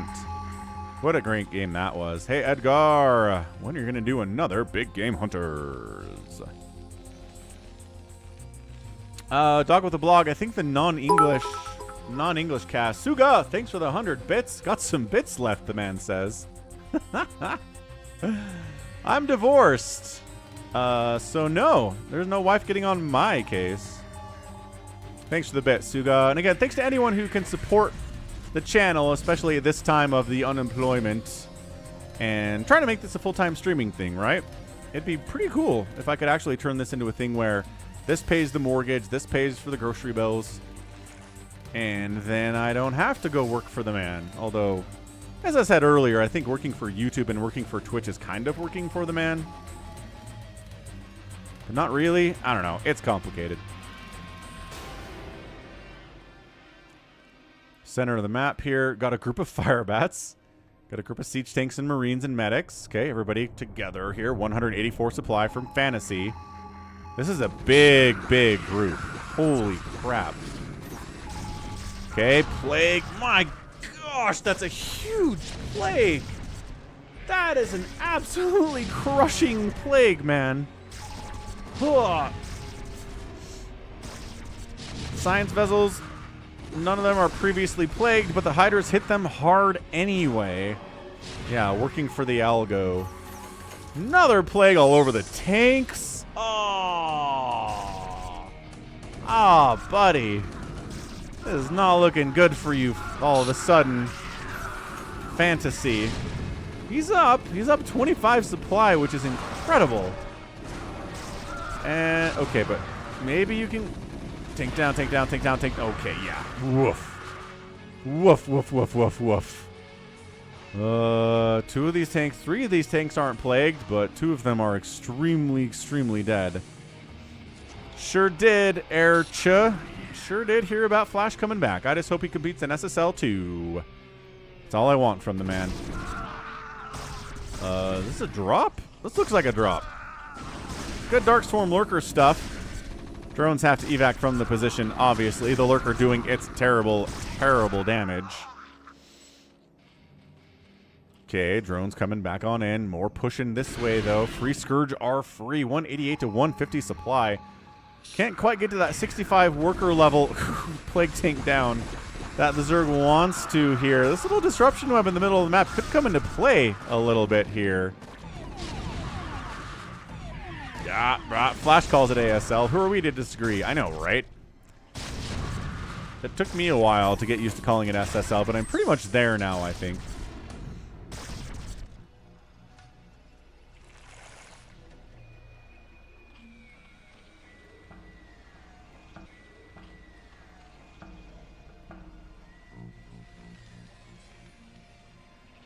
$189 to $159 supply. Terran hasn't taken a base in a minute. And he hasn't taken any of these droppy bases. I wonder if that's because he's worried about getting dropped. The story about the crypto scam is effectively he got approached by somebody to promote some crypto. Yeah, and there you go.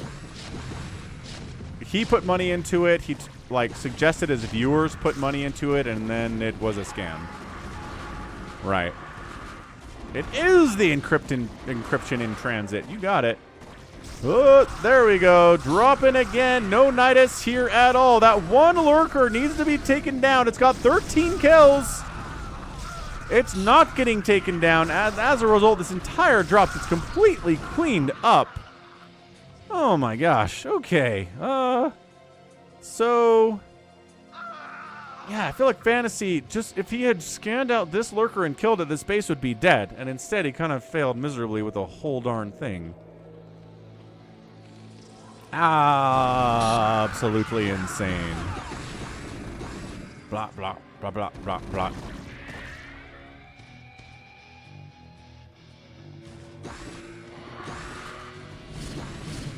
Dark Swarm, Dark Swarm. Ooh, Lurkers. Oh, high ground. Lurker harass on this base of Fantasies up top. The Zerg's making his way across the map here. Yeah. Yeah. No. Oh, SCV's down. 47 SCVs remain after that. He's going to try this drop again, folks. Going to try this drop again. Maybe this time, this Lurker will die. It has 14 kills. Hey, it's going to be protected by Dark Swarm here in a minute. This drop totally got scouted by this Lurker position. That's insane. Blanc.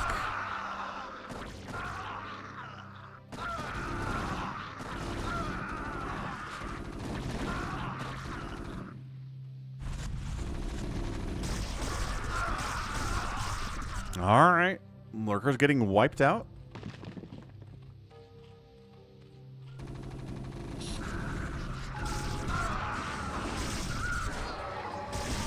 Man, 13 kills on that Lurker, too. This guy's just like, thanks, guys. Thanks for doing my job for me. It's another time Fantasy tries to drop down here and fails utterly miserably. Cracklings jumping on top of your siege tanks. They got 1-3 upgrades. Only +1 attack on the tanks compared to the 3-3 for the Marines here, which makes sense.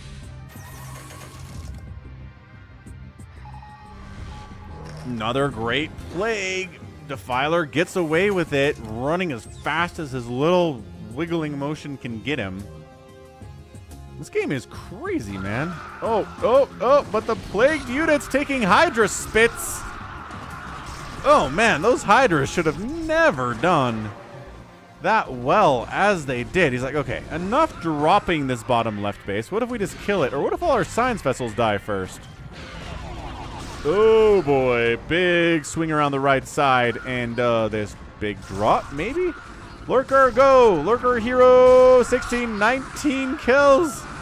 20 kills before he's dead. That is incredibly cost efficient. Okay, that's, yeah. So, a couple drones died, yes. Like 3 or 4 of them died.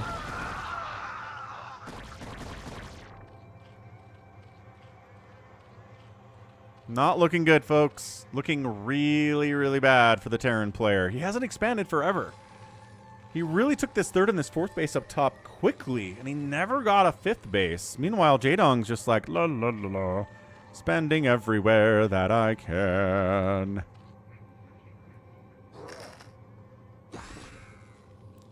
Brum, brum, brum.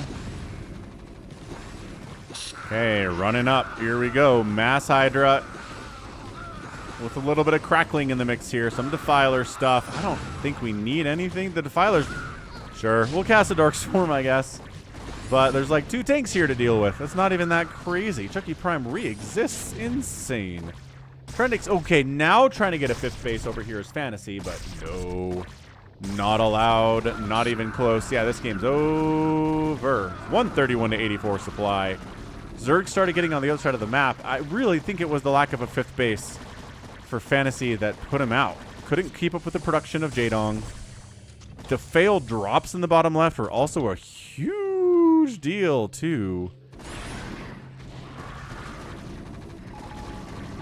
So the Dong getting the win. Guys, there's a lurker here, guys. Okay.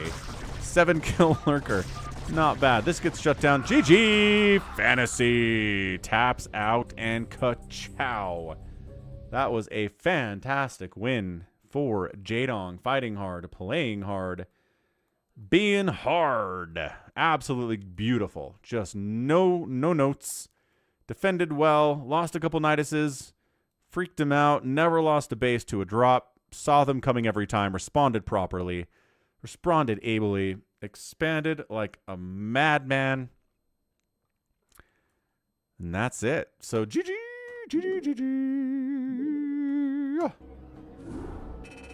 11,000 channel points awarded to one viewer who believed in the Dong out on the Twitch. All right, Fred, sleep well.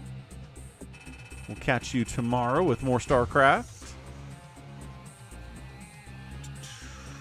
Zerg outproduced the Terran, outkilled the Terran, lost more buildings than the Terran did, which is interesting in this game that looked so kind of one-sided towards the end. Then it's an outspend by Jaedong by 9,000 resources in 26 minutes. That'll do. Falchion. I might... You know what? No live games. We're going to do live games on Wednesdays.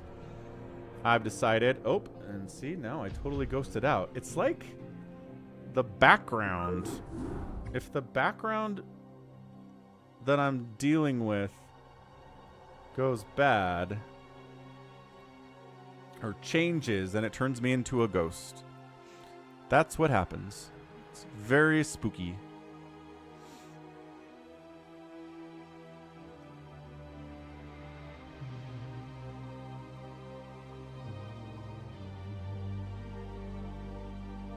Hey, J-Talks. Definitely going hard this week. You got it. Going hard last week, going hard this week. Why am I a ghost? It's a great question.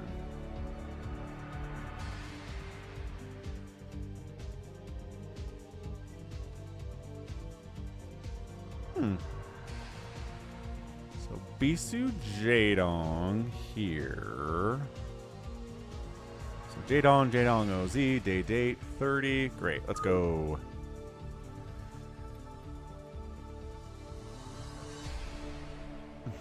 Suga!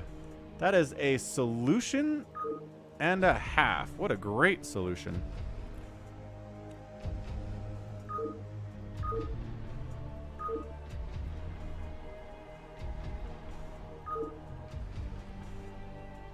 Nice. 31-minute Circuit Breakers Bisu versus Jaedong here for our entertainment.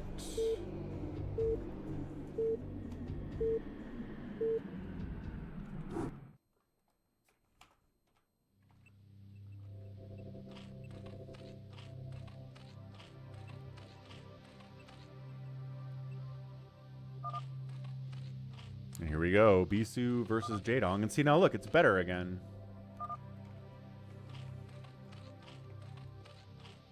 Don't know. Yeah, we can definitely get 100 likes easily. We have 3 more hours to go. We've already got 52 likes. This is awesome. Glad to hear you like the channel for the Flash games. You're welcome. And thank RJB, too, for the Flash games, because he sends them to me. That's where I'm getting most of them. Bottom left going to be an orange Zerg player. It is Jaedong. Top right, it's Bisu. Under a Smurf name, Bisu with O's instead of U's. A little play on the English pronunciation there, huh? And more of an English spelling. Overlord coming up the left side, trying to see what is what. Probe scouting out too. He knows that Jaedong is a dangerous opponent. Truly one of the most dangerous Zerg players on planet Earth, and he must see what he is doing so that he can do the proper build to counter it perfectly. Somicron's all worried now. Worry, worry, worry, worry, worry. Yes, our resident Phantom guesser who guessed correctly that Psychonauts was the Phantom yesterday. First guess correct. Not something that happens a lot.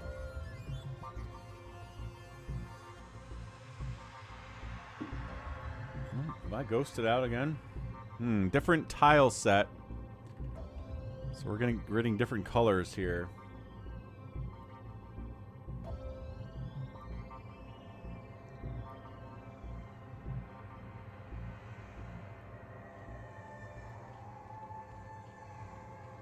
Don't know, man. Don't know. Okay, comes down, sees the hatch first. Can't quite get in there and see that the pool is happening, but that's fine. So we're going to expand here. Don't worry about a cannon yet, but forge... Oh, cannon rush. Wait, I've already cast this game. I feel like maybe I've already cast this game with the cannon rush.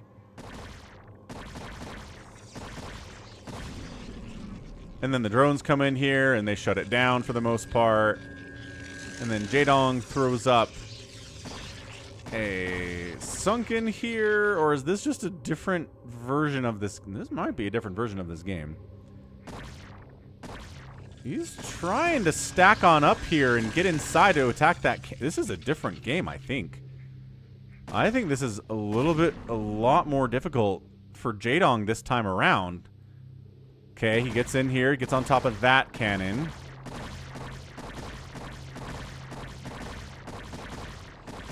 And is barely able to force a cancel on it. Okay, then yeah, then a sunken comes up here. And then the cannon's firing, but then there are lings being produced, and they come in and shut this down, right?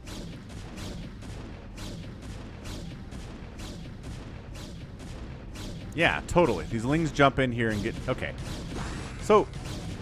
I mean, I guess I can cast it again, but if you guys haven't seen it, I guess we could throw it up again. I could give us another cast. Third base coming in there, obviously, right? Now cannon's coming in, expansion far along, gateway coming in there too. Yeah, sunken shuts this whole thing down. He makes it look easy. He certainly does. I'm IdrA. How you doing, man? How have your streams been recently? Hope they've been fantastic. Gas on the way from Bisu. Lings think about getting in here. They are Jaedong Lings, so if they get inside, they're going to get inside the base. Probe tries to block them, but 3 Lings get inside the main base of Bisu here. Super annoying stuff.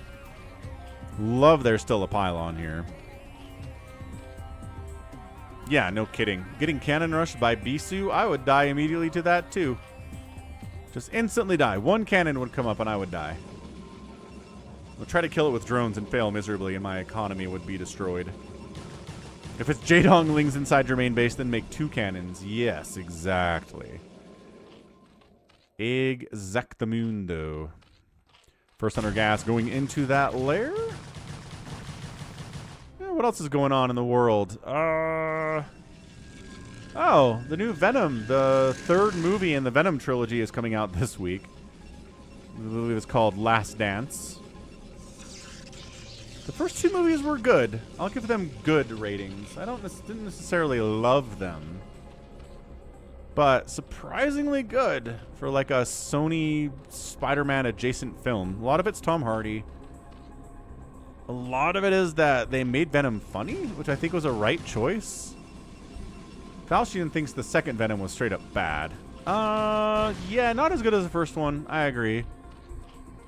Woody Harrelson as a Carnage host is okay, I guess.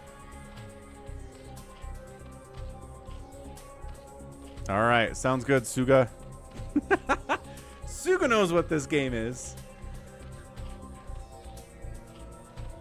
I mean, at the very least, the pacing of the Venom movies is good. They don't spend time dinking around. It doesn't get boring. They're just like, go, go, go, go. Which I think is a good thing for a superhero movie to have. If you're not quite confident in your characters or your writing, at least have good pacing.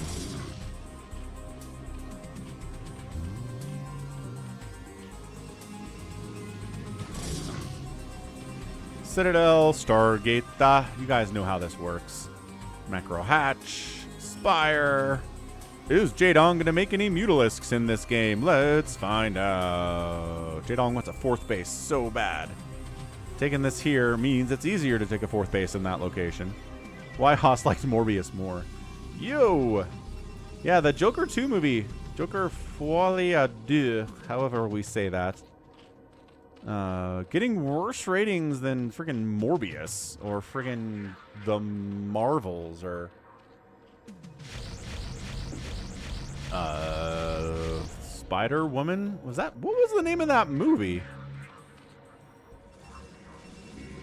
Madame Web. That's what it was. Totally forgot the name of the movie. Not a good one. 4th base, neat. Lings popped out here. Corsairs hunting.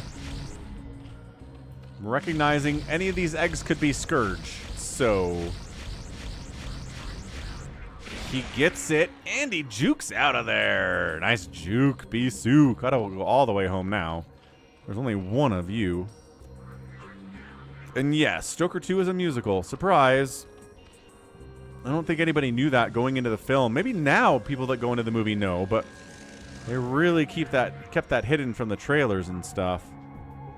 Catwoman 04 is another poorly reviewed and rated movie with a bad box office. So yeah, the director Todd Phillips, as far as what I've heard, is he basically said that he feels like people got the wrong message from the first Joker movie. He didn't want people idolizing the Joker, and they did. So he like reverts the Joker from being what he was at the end of the first film into like a pathetic loser again. And it's just like, interesting choice, but all right, man. I guess you can hate your audience that much, huh? Templar Archives coming in. It's got Halle Berry in it. I mean, at least she's hot, right? Guess that's why people would see the Catwoman 2004. +1 air weapons on the way. Flyer Carapace is here too. Zealots marching in. There is a Sunken and Lings and pretty good SimCity. Drones got to be forced to be pulled off the line here too. Scourge can only watch helplessly as the Zealots are finally forced to flee. That Sunken worth its weight in gold. Worth its weight in gold. And you're right, at least Joker 2 is intentionally bad. I think some of these other bad films, they tried to make it good and failed miserably, which I think is worse. Either way, Zealots come up to the 3rd base, and there's a Sunken here too. Quelle surprise. Sunken here, drones again fighting. The Sunken putting in as much work as possible.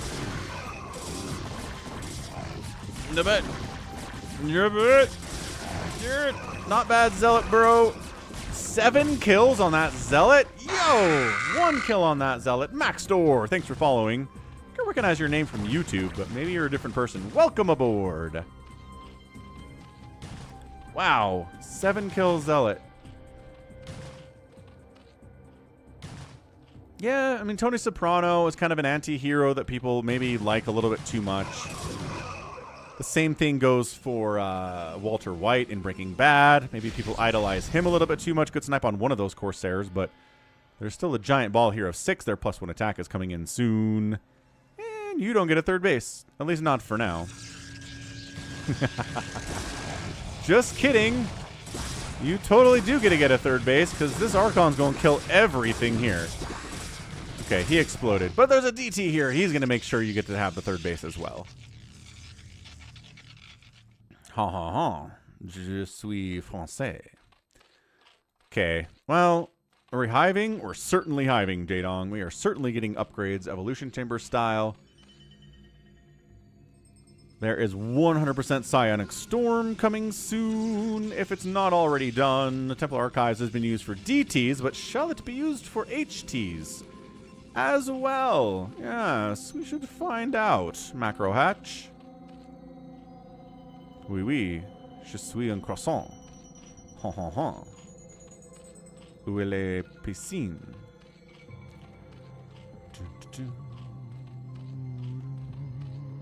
Yeah, a baguette. I can't remember articles in French, though. I can never remember if a baguette is male or female or not. Or, like, a table.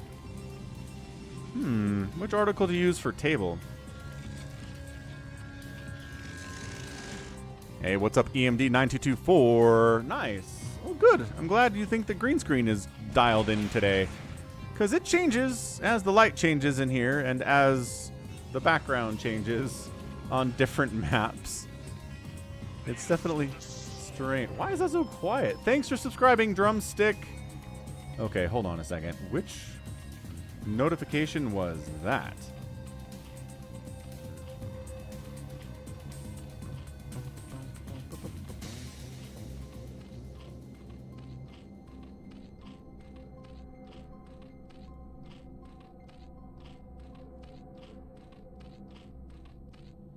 Where are my alerts? Collections, notifications. Oh, right. I think I have to do it down here. There it is. Subscriptions. Pop that up a little bit. Okay, good. I think we're okay now. They're both female, says Julian. Female for baguette and for table. Okay, free Scourge are free. Whew. Hey, what's up, Yes Slayer? Yeah, see, Yes Slayer is exactly the person I want to reach for this weekly this week of streams. North American, just got out of work, ready to watch some StarCraft. I think that's the play. Overlord's getting wiped out too. The supply block on Jaedong is here. It's not massive, but it does exist. Right. If it ends with an E or a plural with ES, it's usually female, but that's the thing about it. It's usually... There are exceptions. It's like English. There are exceptions to every stupid rule in English, and sometimes a lot of them. So, a lot of it's just rote memorization, it turns out. Rules are often useless in English, and less often useless in French, but still they have their exceptions too. Just because language, it evolves, right? Over time. Woo! You're gonna try to get this Nexus with your Adrenal upgrade, boys, and your +1. Damn it! Move your... if he moved these two lings around up top, he could have gotten it, but it was close, nevertheless. 200 HP left on that thing. Very, very close.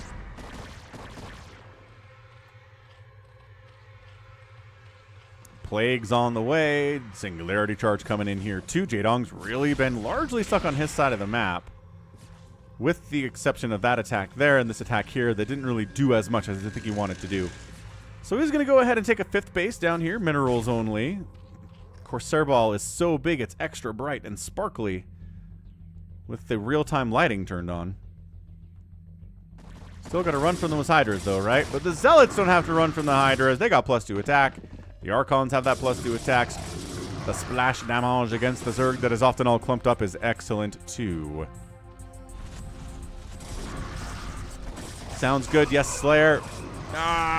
Plague up on the Zealots. Do they have detection? They do. There's an OBS, but Dark Swarm comes in.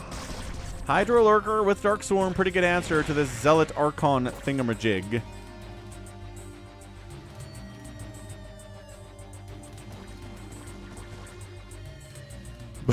Sounds good, yes, Slayer. You're playing really well, though. Nice little Storm drop there. See, Storm is research. Another Overlord dies. Dude, it's 180 to 126 supply. Bisu is feeling good. He's got 4 bases rolling. He's up 50 supply over the Zerg. He just storm dropped his butt. Hey, what's up, Uruguay? Hontani, welcome aboard. Happy to see ya. Yeah, I don't know. I think, yes, Slayer, you're getting really good at fastest map. Like, I need to start putting you... I need to move you up a category when I'm deciding what are fair teams in fastest map. Because you certainly kind of carry that RJB PJ team in a way that I was expecting RJB and PJ to carry the team, right? Good Plague. Great Plague. Jaedong still down 30 supply, but that's 51 drones. Could use a few more. Storm up. Storm up. No, not enough energy for Storm, and now there's energy for Storm. You might as well do it now. You're getting chased. Turn around and Storm. There it is. Ah, that's always so mean. Nice Plague, though. High Templars are retreating, right? And you just assume you don't have any Storm. So you chase it, and you chase it, and you chase it, and then it turns around and goes, Storm. And everybody dies. It's horrendous. Slow and steady does win the race. Yes, Slayer. Concur wholeheartedly, sir. Ooh, yeah, definitely. Definitely practice your builds. I think that was one thing that really sets apart the good players from the bad players is practicing your builds. If you can get your build down to a point where you subconsciously do it, it helps so much in StarCraft. Great Storms here, good Dragoons, good Archon stuff. I don't really see this doing a whole lot from Jaedong unless he's got any Dark Swarm, and he does! He does toss down some Dark Swarm here. Psionic Storm should be the same color as the Protoss. I like that idea. I like the idea of yellow storms going zappity zap zap zap, or red storms, or blue storms. That would, I mean, they're already blue. Orange storms. 160 to 104 supply. What did I say? Bisu's in a great position. 40 Ts at a time being produced, because why not? Maybe some Dark Archons. Maybe they're just going to be DTs. I don't have any idea. Okay, lurker down, lurker down. And if you're up 173 to 111 supply, you probably should push. You don't know how much you're up on supply, but you do know you're basically maxed out. And the longer you wait, the more of a chance you give your enemy to max out. And if you show up and they're maxed out, then hey, you know what? Good on them, and then you fall back. Maybe try to get a better position to attack into.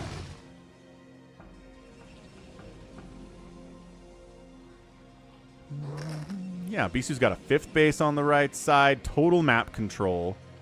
Jaedong's got Niduses to quickly transport between one side of the map to the other left side, but he can't get anywhere else. Oh, but also, well, never mind. Corsairs are doing great. The post-1 attack is really, really serving them well. Archons are Yes Slayer's worst enemy. Dude, Mass Hydra is so common in fastest map. How are Archons your worst enemy? You show up with 20 Hydras and the Archons go pop, pop, pop, pop, pop. They pop like balloons.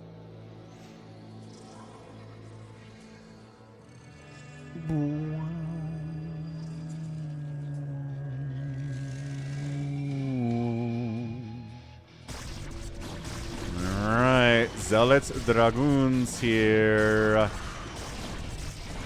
Plague! Oh, huge plague on those Zealots. Eating through their armor, eating into their bones and their muscles. Hurting them immensely, making them extremely weak. They can still swing a Psy Blade, man. Another plague goes down.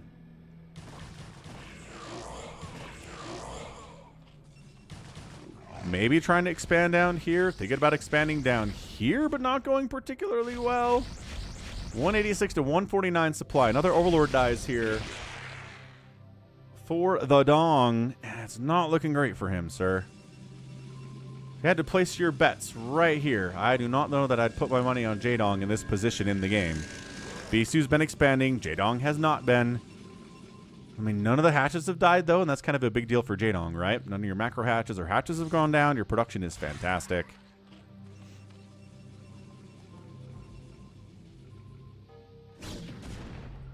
Yeah, and yeah, so yes, I was talking about 1v1 StarCraft. Archons are the enemy. I agree. I do try to go Ling heavy when it comes to my StarCraft, and Archons are really good against those guys. Ooh, Plague up on all of these Corsairs. Looks like they might have already been Plague recently, but still. Very Plague. Okay, attempt on the 12 o'clock. Are there only cannons here? Wait, no, there's a High Templar. There's a couple Storms. 2 Hydralisks and a Dark Swarm will kill this entire base. There are only cannons defending it.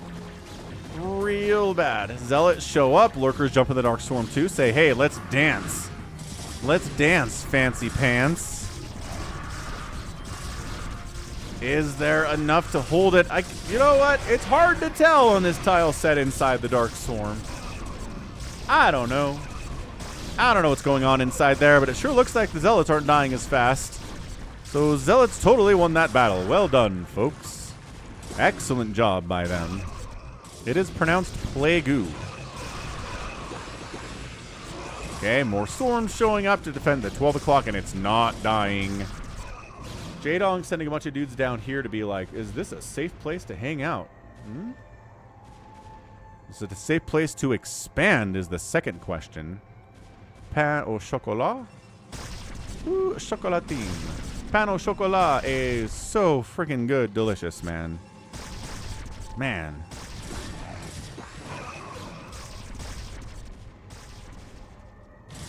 Lived in Madagascar for 2 years as part of a religious mission back when I was younger. And yeah, French colony, very, very French influence. They would sell pain au chocolat, baguettes on every corner. Very, very French for a country that was so far from France. But I miss pain au chocolat. I should go buy some today. They probably have some in a bakery somewhere nearby.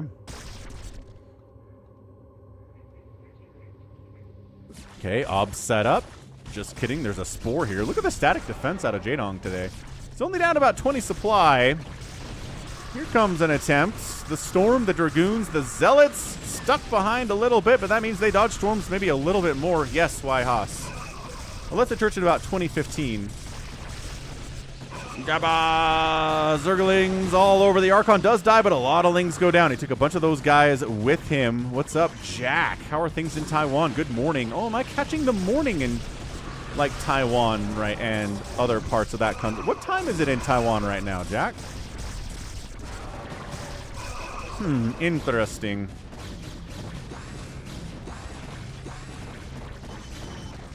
It's pain au chocolat. Yes, it is. I don't know. Jaedong's losing a lot of drones down here to Psionic Storm. Archons in the mix. Getting some work done. He does manage to swing down some reinforcements from the north. There's always more Storm. There's always more Storm. There's always money in the banana stand, folks. And the base does end up surviving. Took some hits. Only about 200 HP knocked off of it, but everybody else dies. And Necro player. 7 in the morning in Taiwan. Perfect time for StarCraft, I always say. 7 a.m. StarCraft stream. Let's go. Bisu probably going to lose this base. Yeah. Little Dark Swarm. Little sit inside the Dark Swarm. Little everything dies. I thought that was going to happen here, too. Here comes a drop. Good reaction time from Jaedong. Swinging those drones out of there.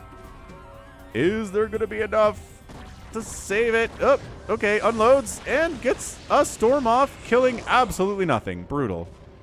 Brutal experience. Yep, Nexus down, Cannon down. An attempt on the 12 o'clock. DT's all in this mix, but there is an Overlord. Oh, but are there Overlords?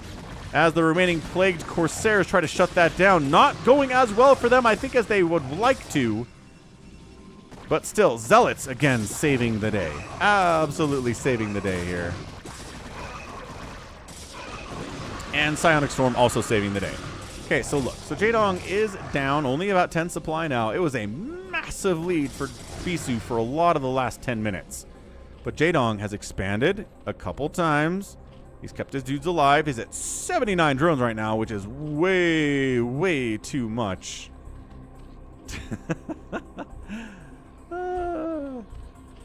Is that the original clip, or is that a new one from today? We haven't done that battle yet, Suga. So yeah, if Bisu'd been able to hold this, I think he'd be in a fine position, but Jaedong is absolutely firing right now. Oh, it's a new one. Great. New clip. I will share it on the social medias, sir. Yeah, that first one you did for me got like 500 plays on Instagram. It's not the most played reel I've ever had, but it's like the best one I've had and maybe the second best one I've ever had. Really good. So yeah, thank you. Thank you. Keep doing those. Keep doing those fancy clips. I appreciate them, and I think my social media followers do as well. What's up, Ralph, Jean Carlos? Happy Monday to you. Good morning. Or Tuesday, I suppose. Could be Tuesday where you are. I don't know. I'm assuming based on the name that you are in the Western Hemisphere, but who knows? You could also be in Taiwan. My nose is itchy today. I do not know what I did to it. Sometimes when my mustache hairs pokes up into my nose, mustaches are dangerous, man. I guess I could shave the mustache and just have a beard. That's something people do, right? No, no, it is not. Maybe old-timey facial hair kind of worked that way.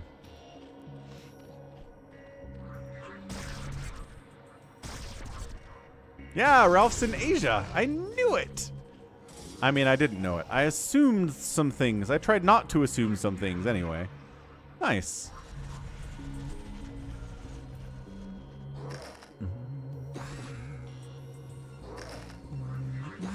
Here we go. Here comes Bisu.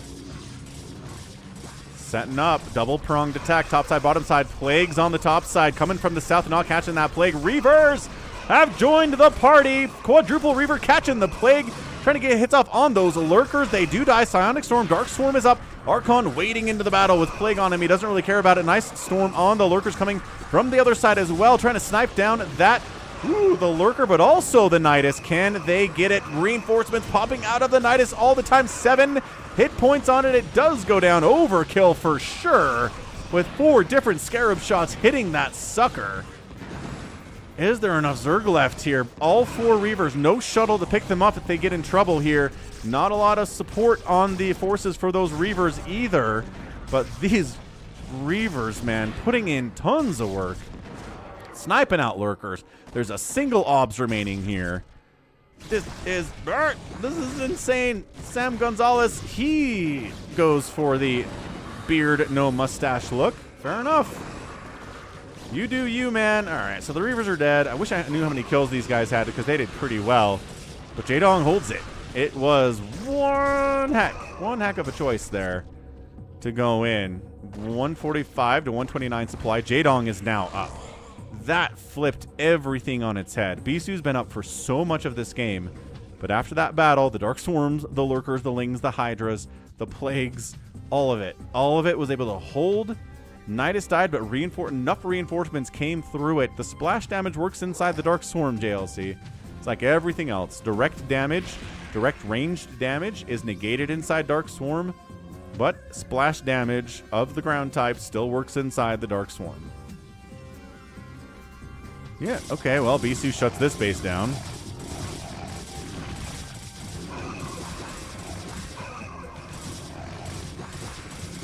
But revenge from Jaedong. He's flooding. He's got 75 drones. That's what happened.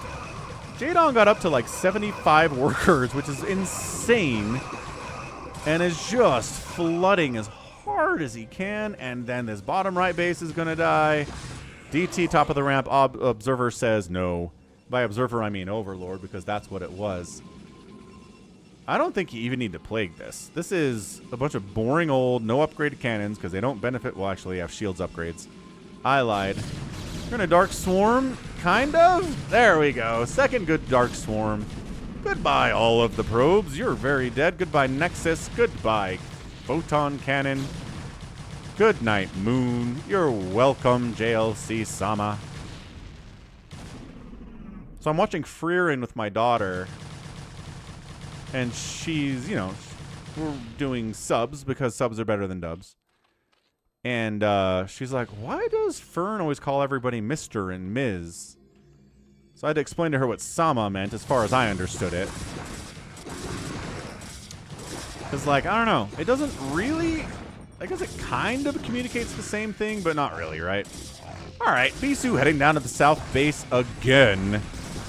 If he can take down this 6 o'clock, maybe he can pull this win out, but there is way too much Zerg here. More Reavers unloading. The magic of Reavers up. Plague immediately catches them. They may be magic. When they are plagued, they're not nearly as good as they were before. What's up, Diego? Bam, bam. Reaver shot. Reaver shot. Hydras all over the place. Catching Reaver shots, too. Again, we don't get the kill counts. 2 hit points on this Reaver.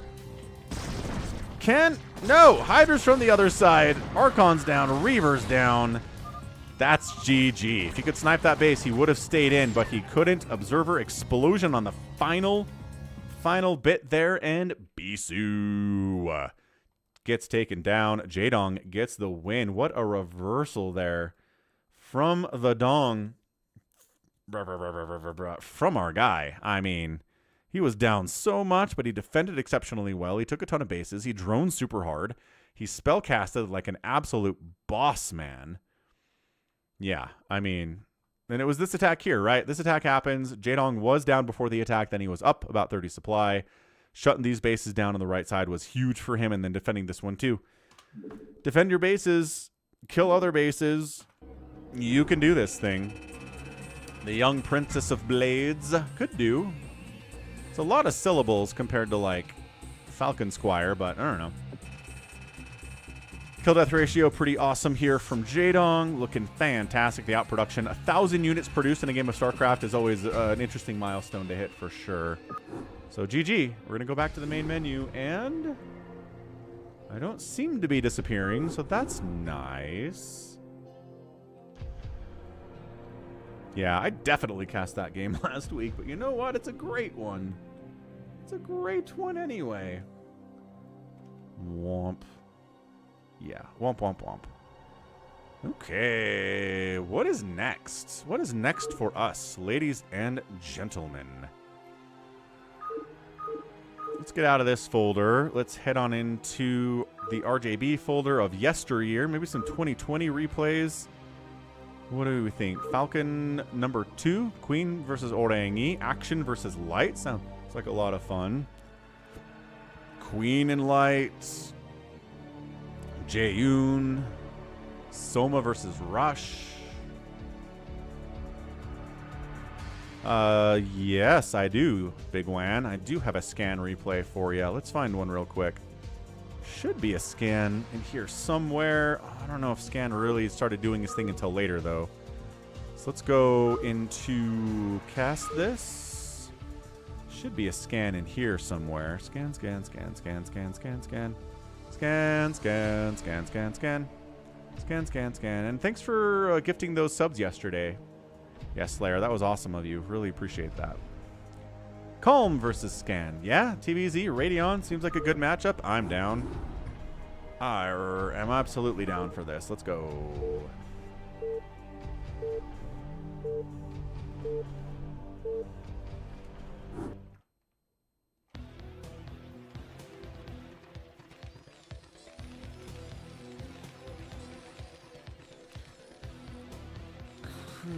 Who wins? Calm, Scan. Start prediction. Bottom right, yellow Terran player. It is Scan. Top left, it's a teal Zerg player. It is Calm.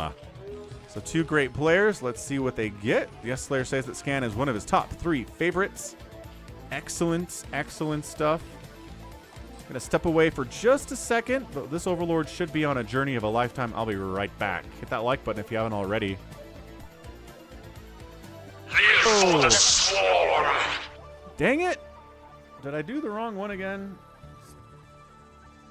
But thank you. Thank you for the Prime sub.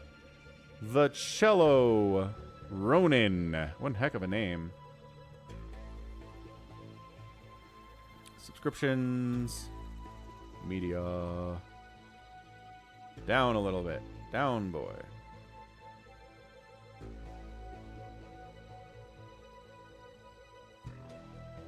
Okay, good. Be right back. Diego, thank you. Thanks for the Prime sub out on Twitch. Awesome stuff. What's up, Ghost?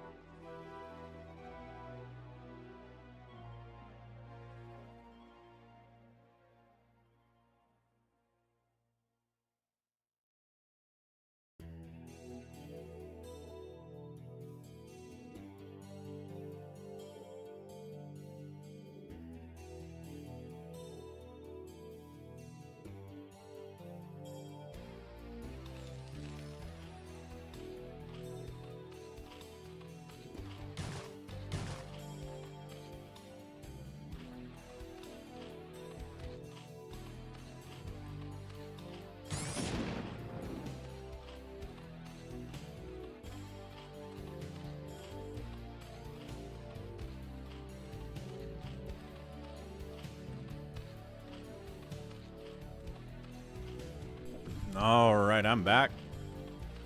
SCV died. A bunch of Marines out. Some Lings trying to deal with them, but the Marine count is pretty hefty down here. Expansion up for Scan. Got a second Rax rolling.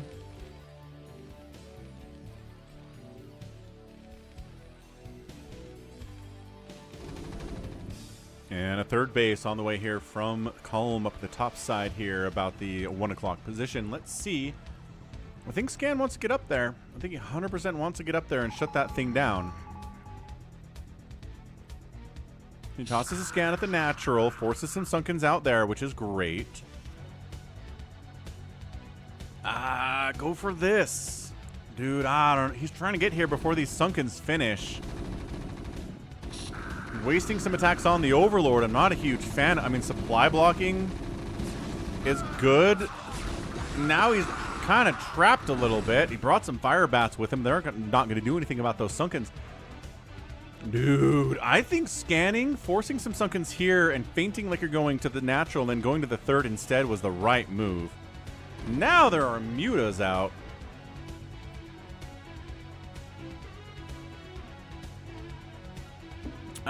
Man, I don't know. I'm not really a baseball fan, but I mean, you gotta hate the Yankees, right? So definitely rooting against the Yankees. Are you seriously? What?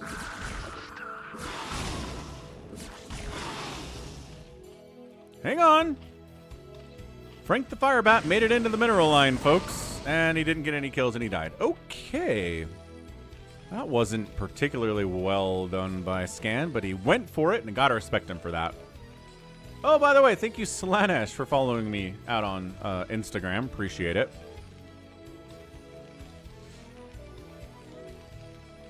Alright, so we finally got our Muta stack up. We're going to try to shut this thing down.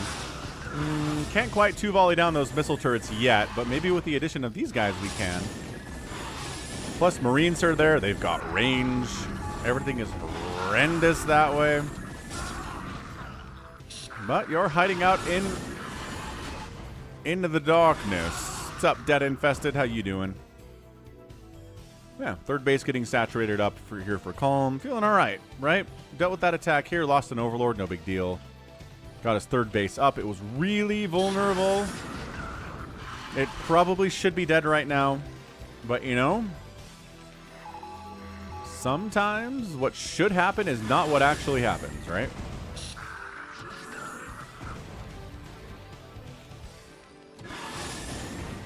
I guess you kind of got to root for the Dodgers a little bit because, oh, Otani is so gosh darn fun.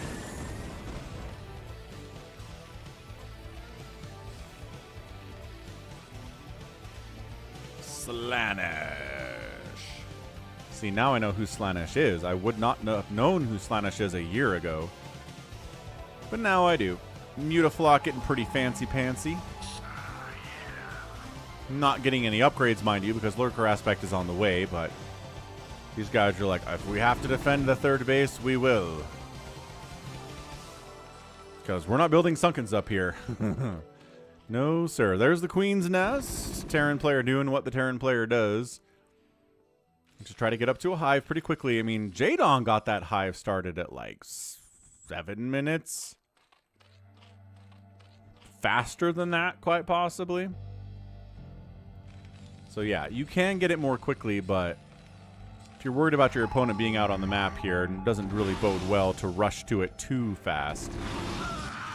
Yeah, I mean, the trick about StarCraft is, right, you got to do this, and you got to be macroing at the same time. So this group gets wiped out mostly, but then reinforcements show up. Totally save the day.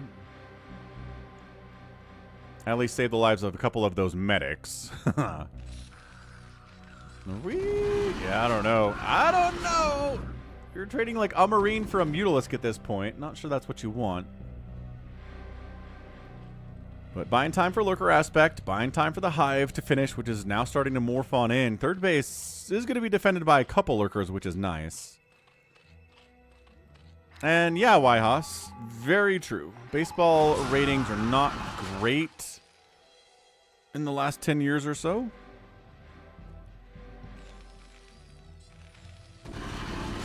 Hey, what's up, Alex? Yeah, this week we're doing a later stream to be more in line with people in the Western Hemisphere. So if you are in the Western Hemisphere, every other week of these, I'm going to be more in line with your time as compared to Europe.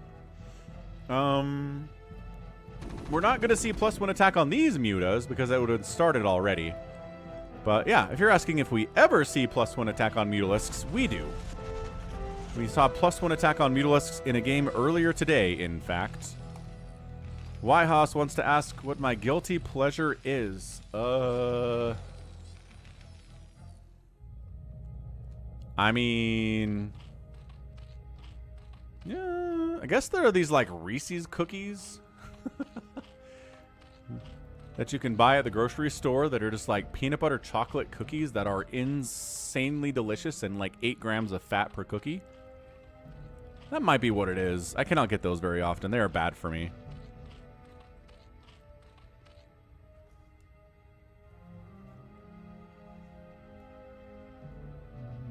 All right, Julien, catch you tomorrow, sir. Thanks for hanging out. Thanks for teaching us a little bit of French.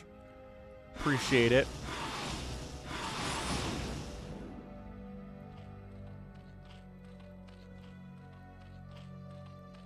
Defiler Mound Nidus doing all sorts of good things there too. Ooh, to get some Valkyries out, did we now? We did get a couple Valkyries out. How nice.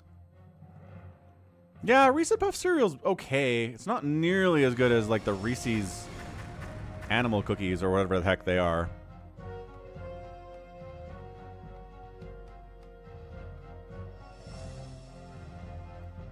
Yeah, I don't think it's consistent that Zergs get +1 armor or attack on their Mutalisks. It happens, but I'm never like expecting it to be a thing. Yeah, can't hide your overlords over this dead airspace when there are 2 Valkyries around, huh? Jawohl. Valkyrie prepared. Ooh, I love the drops, man. Scan, you are a man of culture, I see. Are you ready to deal with this at all? These lurkers are going to be amazingly good to deal with this. So the Valkyries come in and try to clear out the Overlords and the Mutalisks, buying time for this drop to happen. But the Dark Swarm is up. Marines kind of splitting their attacks a little bit, not target firing anything in particular, trying to get behind this mineral line. Get some work done up there, too. Oh, there we go. A lot of drones going to die in that mineral line. The Mutas are fighting Marines and Valkyries. That's not how you do this, Calm. Okay. 3 kills, 4 kills. Worker count 31 remaining. Everybody from that group gets wiped out, but my goodness. Yeah, this is going to get cleaned up, but it did a absolute metric ton of damage. I like that there are a couple Marines hiding down here in various states of super injured. Super incredibly injured, folks. Guys.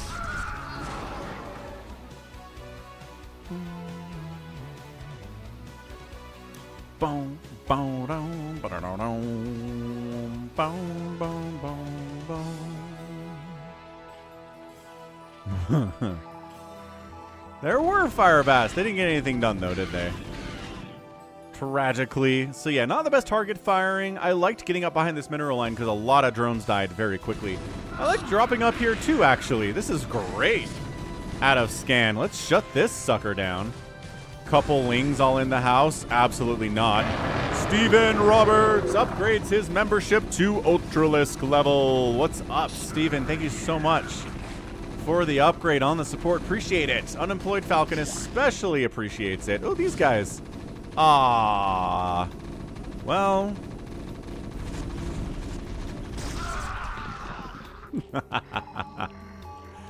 Brutal. Brutal. Okay, a couple of radiates on the 4 lurkers at that third base. Dude, Valkyrie's doing awesome. 5 kills on that Valk. Yes, that one wasn't protected. Good awareness. Way to shut that down, Scan. Reckon up.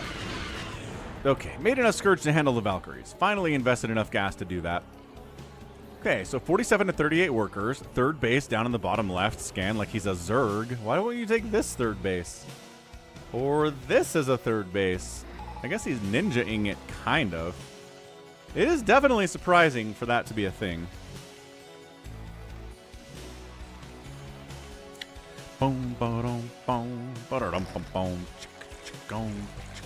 Yeah, that hatch is down, sucker.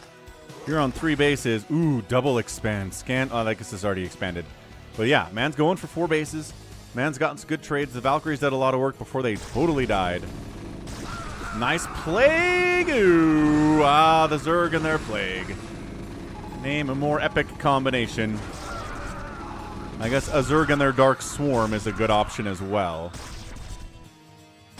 Yeah, you know, I'm getting a lot of support from people like you out in the StarCraft universe, so I don't feel as discouraged as I did a couple weeks ago. So thank you. Thank you, and anybody else who's currently a channel member or a patron, or just someone who's tossed me a couple bucks over PayPal recently, or, you know, did a super chat here on the YouTubes. Thank you, everyone. If you're watching this, you're supporting me by watching me, and you probably supported me in some other ways as well. So thank you. I'll say that again.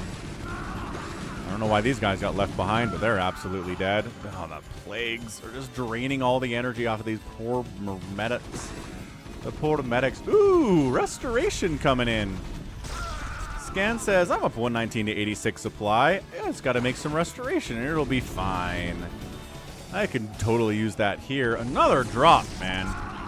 Thing is, you gotta dodge the lurkers, which not doing it crazy well.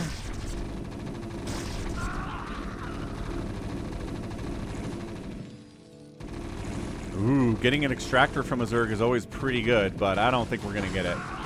Them are cracklings, sir. Okay, so look. Does this base come up yet? This base has come up. 4 basin to 4 basin. I mean, you can't really ask for more than that if you're a Terran player to be on even base count against a Zerg.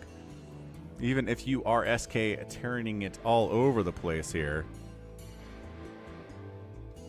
Nice, Diego. That's really encouraging, too. Yeah, you know what? Maybe sometimes getting laid off or getting fired can kind of turn into a good thing in disguise.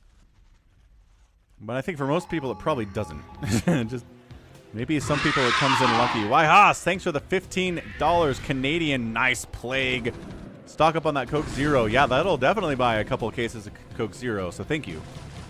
The Coke Zero cherry will flow well today. Restoration on the science vessels. Yay! Let's go. Medics doing what they can do. Yeah, restoration on a single marine is not going to really make a lot of sense, but on science vessels, yes. Best use of all.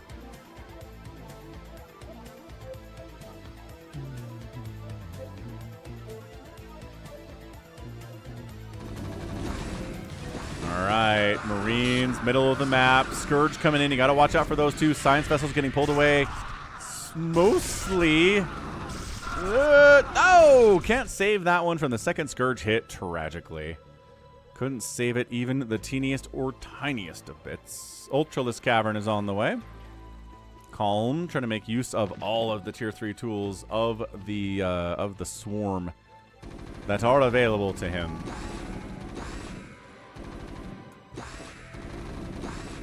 Ah, delicious ice water. The time of the day that I switch over to ice water. Like, up. Everybody dies. This attack on the left side, pretty good too. Another Scourge connection, though. And I love floating the barracks. You can see the bullets hitting the hatchery and flashing up through the factory. What is this factory made of? Paper mache? That's a quirk. That's a weird quirk of the lighting for sure. I kind of like it, though. Okay, bunker up to help defend this base against, well, I mean, Ultra Dark Swarm is coming your way soon. I'm not sure if it's worth investing into a bunker. Cracklings are all over the place, too, so that makes it tough. Okay, Scourge catching irradiates, but hey, Scourge are okay with catching irradiates. It's better than Lurkers and Defilers catching irradiates, right?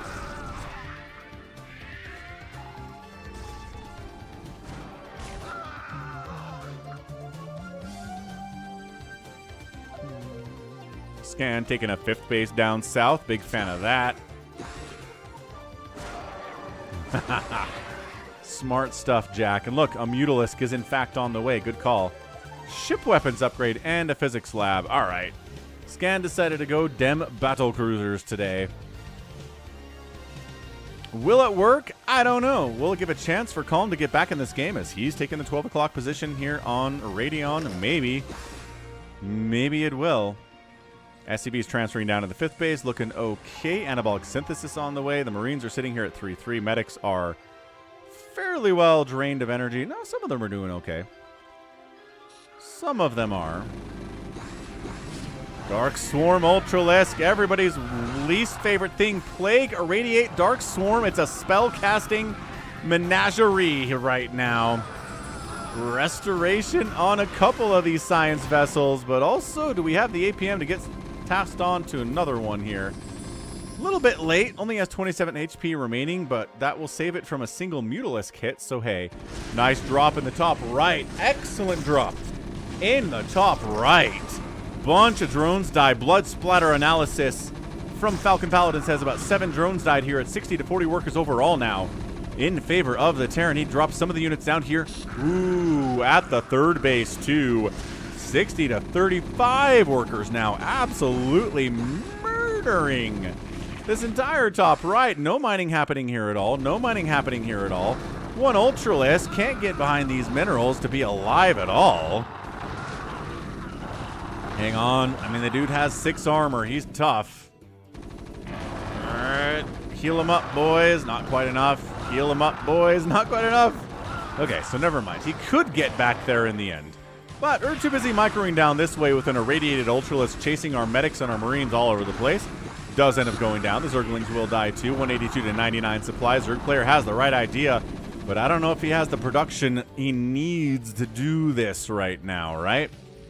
What you need is more workers than 37 and probably more bases than 5. So the guy is in a position that I do not envy. Looks like he's about to go down. Scan about to get that win. Yes, Slayer going to be really happy that his second favorite player in StarCraft is going to get a victory here on the channel today. Because look, Scan's expanded here as well. I mean, the dude is on fire. 60 workers. He's not even bothering to micro against these Marines. Which, in hindsight, maybe he totally should have, because he just got absolutely wrecked. Yo, the armor on those Ultras is no joke. Yeah, I mean, some of these Ultras are going to die just a combination of irradiate and taking shots from the Marines, the bullets. The bullets, man. Okay, the battle cruisers are over here trying to save the command center, but guess what? Dark Swarm is here, and they all immediately got plagued, too, because of course they did. There is no way Calm. There's no way Calm comes back into this game. I mean, this base gets lifted. Terrible stuff.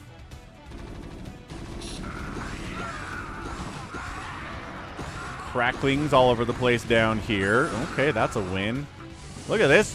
Firebat Marine drop in the main base. Another evacuation of the drones there, too.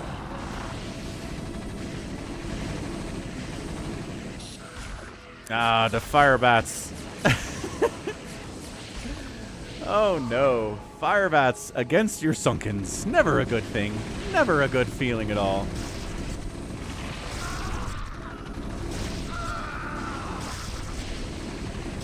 Well, they're going to get the hive. That's exciting. Firebat doesn't live to see the end of it, but hey, he contributed. Absolutely. These two Ultras are extremely not as injured as I thought they were. They're both well into the green.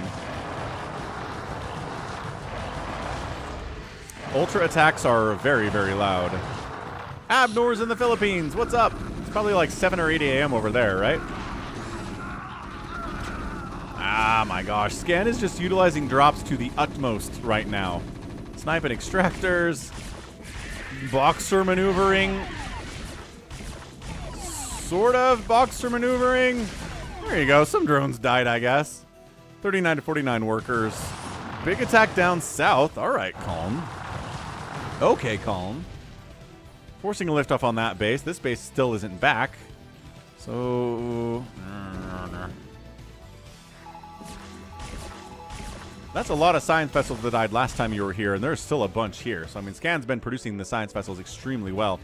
4 battle cruisers at a time in production. I don't even know where that last battle cruiser went, but if they're just going to fight spores, that's not going to work out for them. Spawning pool getting sniped out. This might just be it for Calm. Battle cruiser takes a D-Matrix to help him kill this spore, which is exciting. And that's it. Calm GG's out. Too much Terran for him to handle. And that is a massive, massive, impressive win from Scan here against a really, really solid Zerg player. But too much pressure. The drops, man. Successful drop after successful drop after successful drop. Some of them less successful than others. But he did manage to, I mean, even this drop, the first drop I don't think did as well. But he got behind this mineral line and killed a bunch of drones. So that alone made it successful. And then drops here, drops here, drops here, drops back here, drops back here, drops back here. I mean, just a lot of pressure. Lot of pressure there. So GG. That, my friends, was a good game.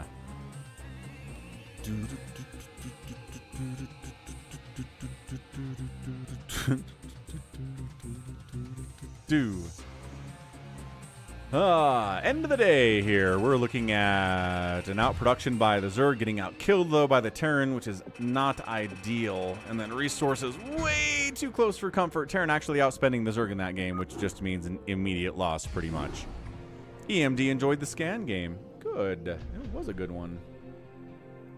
It was a wonderful match. Okay, now we have to find it. Real quick, let's see, that's a cast this 2024 replay. Excellent. 2024 0809 1945. A year that will live on in infamy.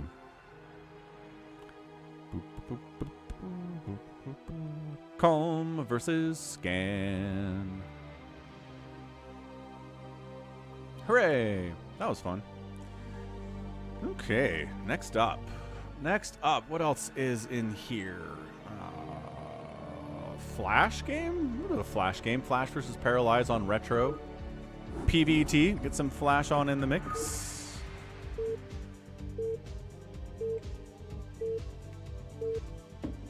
Yeah, thanks for hitting the like button, everybody. Thanks for the follows out on Twitch. Appreciate the Prime subs as well for obvious reasons.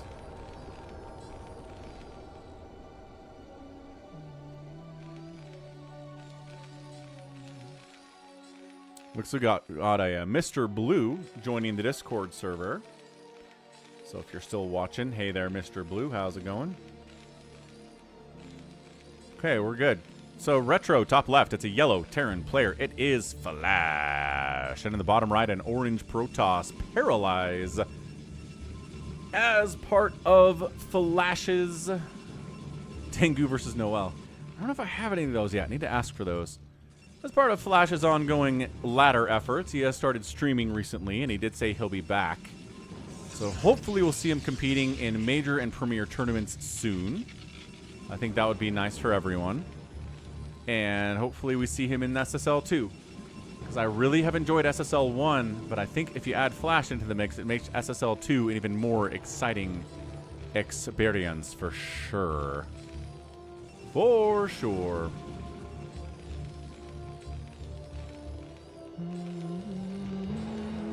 Asked me a question about America that the average... okay. Question about America. When and where was the Intercontinental Railroad finished? The railroad that spanned the entire continental United States.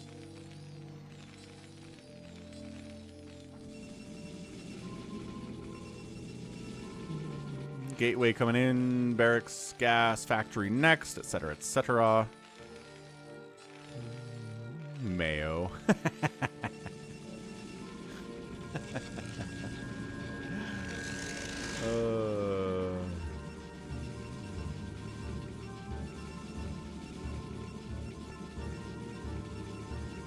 My hair is sparkly.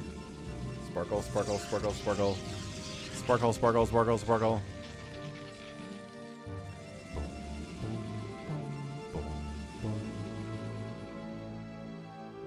In the early 1900s, wrong. Do you have a guess for the location?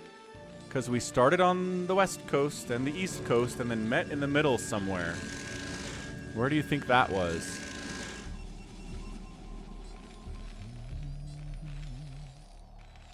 There's your factory. There's your singularity charge. Okay, so no Nexus first this time. No bunker punish. This is matching up to be a more normal PvT than the IdrA promise. What was his name? Paradise. This is Paralyze, and that was... This is Paralyze, that was Paradise. Maybe they're the same player, just a slightly different name. Who knows? Who knows? So yeah, once the singularity charge is done, you expand. Wait, he didn't cancel. He did cancel singularity charge and restart it to get a Nexus down. Wow. No, way off. Not Kentucky. So the trick, nope, not Kansas either. The trick is that doing the Intercontinental Railroad from the east was a lot easier than laying track from the west, because you had to get across a couple mountain ranges. So it was a lot slower coming from California than it was going across the plains, going across Nebraska and Kansas and stuff, right? Hey, there you go. Diego is correct. It was in Utah where they finally met. Because it took forever to get through the mountain ranges, including the Rocky Mountain ranges, in order to get across.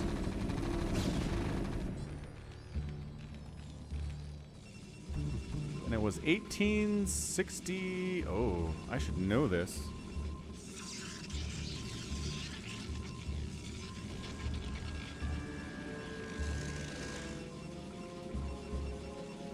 1869 in Promontory, Utah. The Union Pacific Railroad and Central Pacific Railroad joined at Promontory, Utah. They made a golden railroad spike to commemorate, and it revolutionized the American West by making it quicker, safer, and less expensive to transport people and goods coast to coast. There you go, Diego. You got it. Hey, Utah trivia counts as America trivia, and it was the Continental Railroad. It expanded the whole country. It was by no means local to Utah.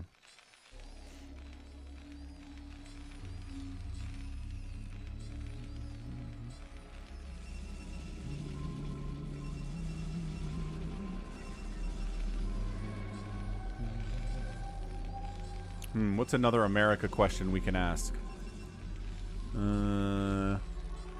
Which state has the most people in it? Observatory coming in. Bunkered up. Spider mined up. Pretty safe from Protoss aggression for the time being. A dropship on the way. Maybe drop some vultures into the natural, into the main. The options are truly, truly endless. Indeed, the Intercontinental Railroad was finished 4 years after the end of the Civil War.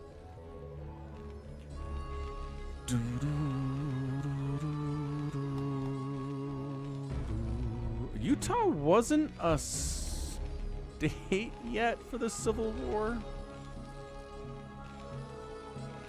Yeah, Utah didn't become an official state until 1896. So I don't think we participated at all. We were just kind of doing our own thing for the most part. And the answer is California. Correct. And the answer is California. Correct. California. Biggest, most populated state in the Union. California.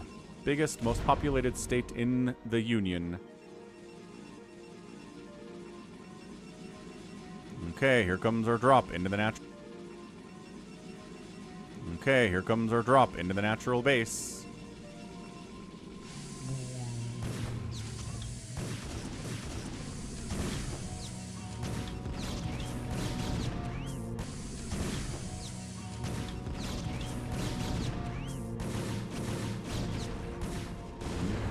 A bunch of drone probes dying here, getting into... A bunch of drone probes dying here, getting into... There are a couple Dragoons, but this guy back here... getting some work done. Okay, he gets wiped out too. 35 to 36 total workers. Yeah, it looks like there's a bit of a stream hiccup, but I think we're back now. I think maybe we're not back now. Hiccups. Third Nexus is warping in for our guy, Paralyze.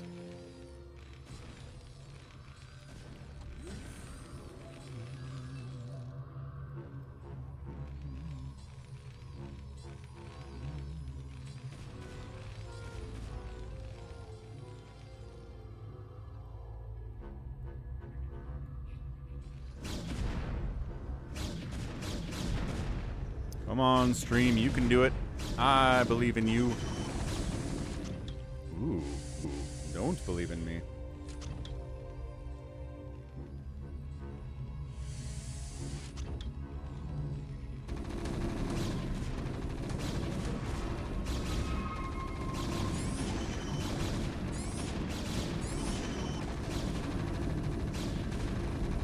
Dragoons jumping in here, sniping out a tank, going after this bunker. The repair is pretty good. Nevertheless, what is going on the stream? Another tank gets wiped out. Okay, nice little attack there from the Dragoons on the counter. Bunker saving the day for the most part, but otherwise problematic. Come on. That is so weird. That is so weird.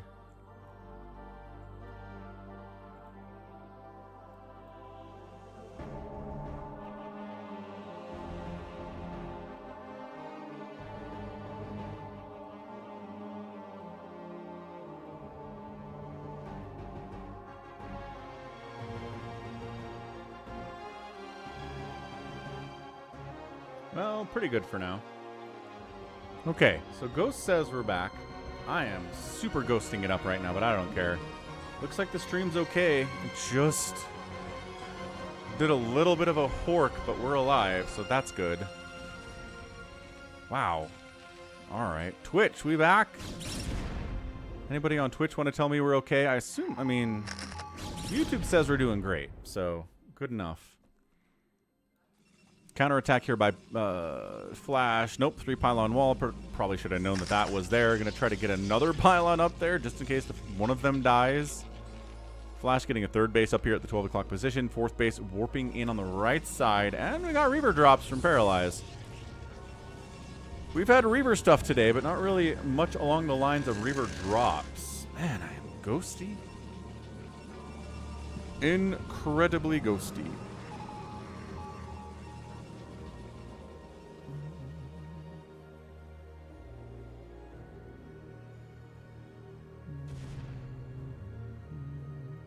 Dragoons coming in first, trying to clear out spider mines and maybe make it so we can't tell that there is a Reaver here. But oh, look at this. Look at this spider mine. Spider mine sees the Reaver just for a second, but this Flash we're talking about here.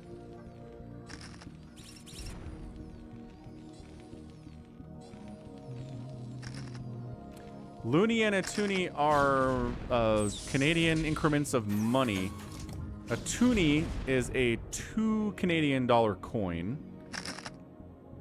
And I don't know if a loony is like 1 or something like that. But I know what a toonie is. Okay, Reavers unload. Yeah, Vulture's no fighting here. We need some siege tanks all up in this mess if that's what we're gonna do. And the tanks do show up. Dragoons. Okay. All right, careful, dude. You have obs, don't you? He does have obs. It's kind of a little bit out too far in advance. Yeah, I've had Canadian friends in my time. Got some Canadian friends right now. I'm pretty good with my Canadian trivia. Hang on, let me try something. I'll be right back.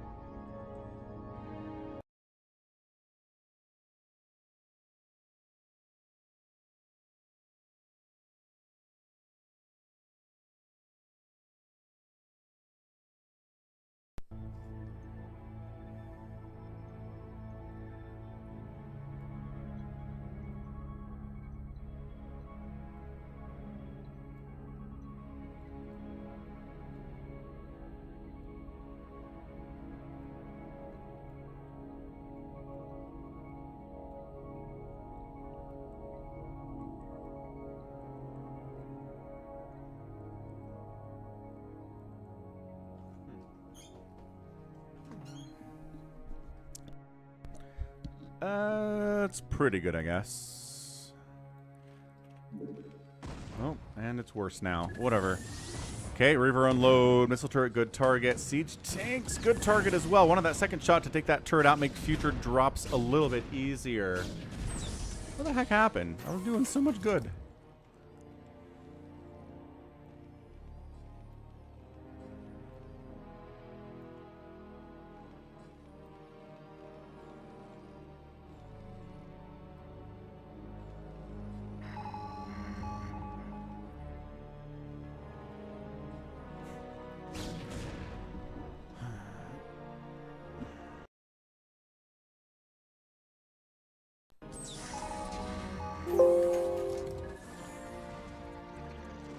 Okay, well, so far, Flash on 3 base and Paralyze on 4 base is a fine position for anybody to be in.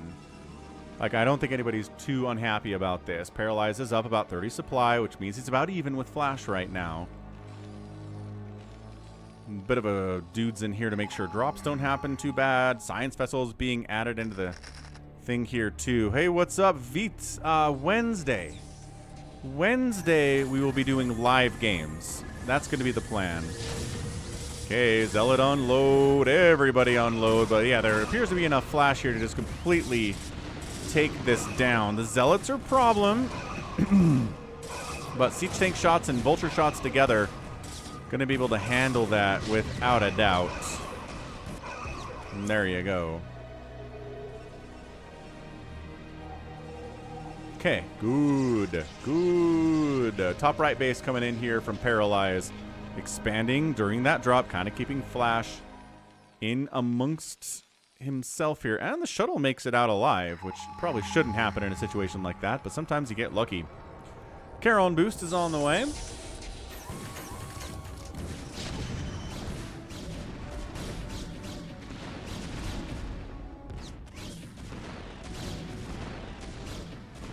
Nice snipe. A few of those vultures get wiped out pretty easy peasy, and an attempt to expand down here by Flash is not looking very good for him at all. So catch you later, alligator.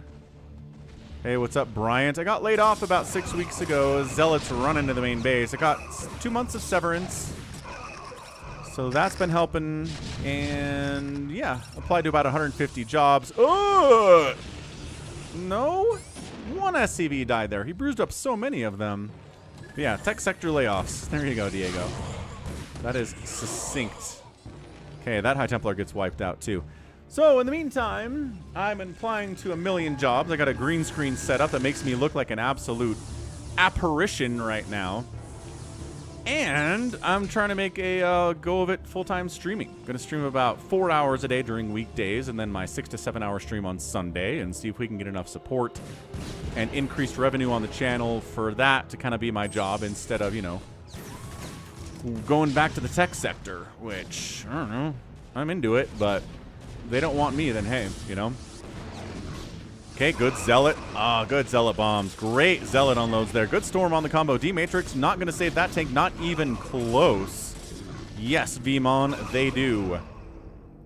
Okay, good push. Look at this. Expanding a couple times. Defending his bases really well. Flash on 3 base. He can't seem to get a 4th from this position. I mean, we're looking at some absolute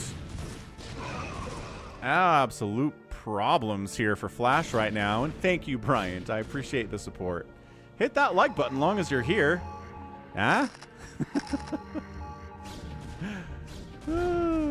Center, no bases here, but I did cast a game on this map where a Zerg built a hatchery here to mine these minerals. I think it was Queen. I can't remember who else was involved in that game, but it was Queen and a ZVP.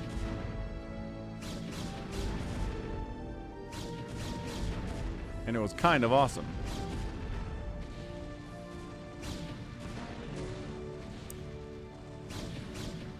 I don't know if I can find a setting that's going to work for me here, but hey, good attack up and this way. Good Storm on the ramp.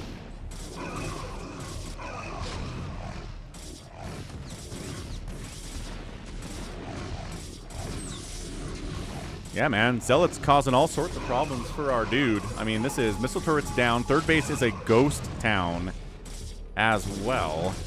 Well, good, Bryant. Glad to hear that for sure.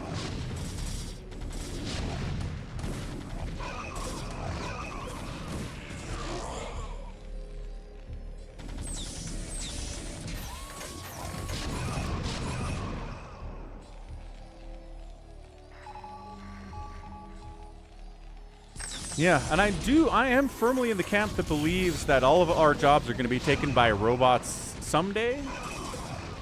I don't think today is that day, but it's someday for sure.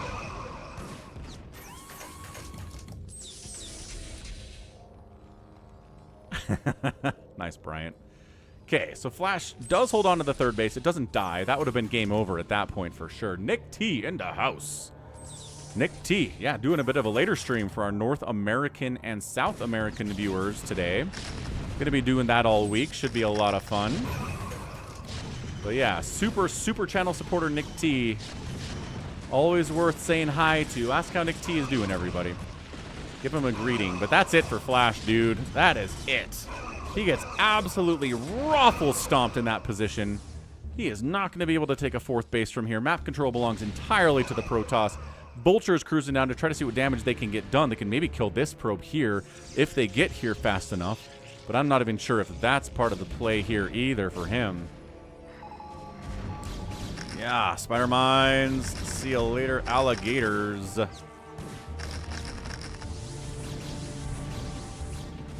Nick T is definitely the GOAT. The GOAT of the Falcon Paladin channel. Okay, Dragoons clearing out spider mines. Vulture's causing all sorts of confusion here, and he's moving out.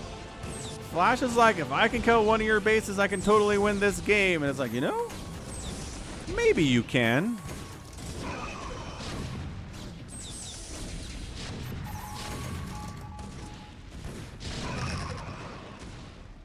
Yep, teaching jobs, testing jobs, coding jobs, driving jobs, right? Factory jobs already got taken by robots. We've just been in this slow automation of all jobs process ever since the Industrial Revolution.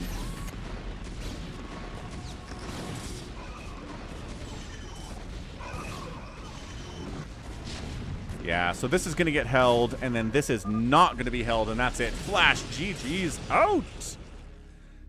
GG's out, man. Way to go. Great win from Paralyze, though. Absolutely. Kicking butt, taking names, expanding well, attacking well. That early Dragoon attack really was a big part of why he was able to be so successful in this game. So well done, Paralyze, getting that win.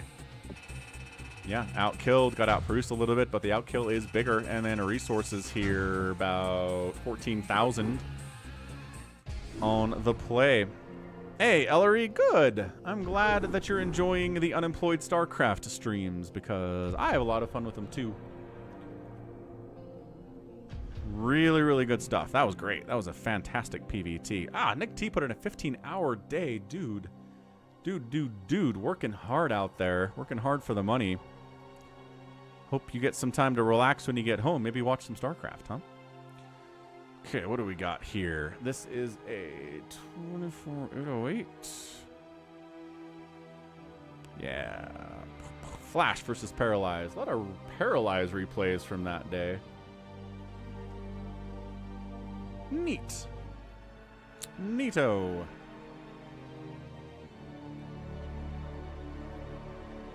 Yeah. I mean, Walmart has got automated checkout lines, right?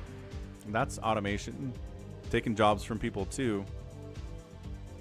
I'm with you, Peter. Maybe not now, but I do see a future where AI is teaching kids. And again, maybe not today. Definitely not today.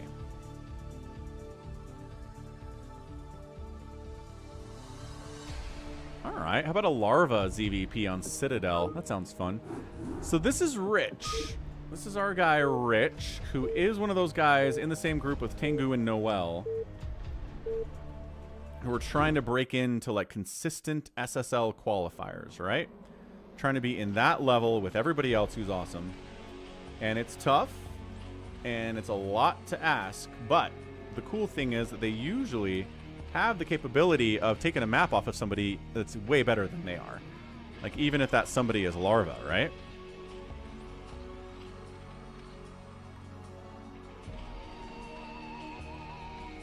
Okay, bottom right, it's going to be our teal Protoss player. It is Rich.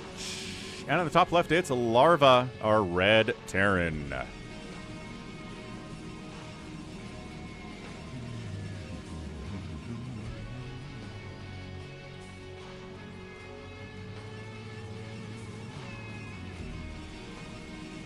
Yeah, exactly, Diego. Those guys are not quite sure what to expect when they show up on the channel. From Rich, from Tengu, from Noel. I think I just posted a Noel game fairly recently that was awesome. Quick pause is requested.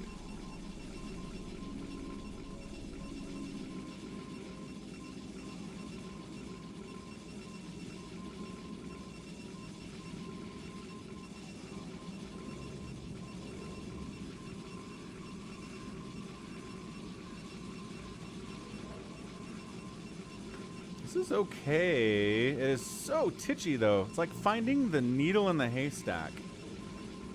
Like the one value that actually works. I'm pretty staticky here, but otherwise alright, I guess.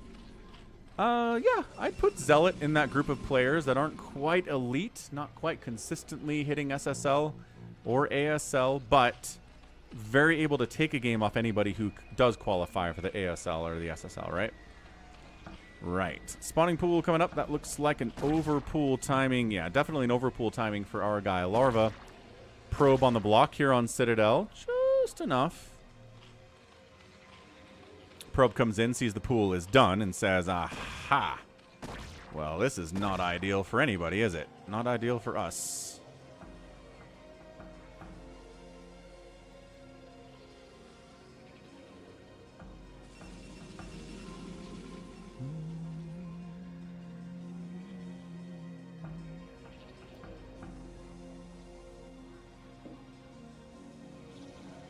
So Ghost has been working for the USPS for 5 years part-time, trying to get to full-time, and it sucks.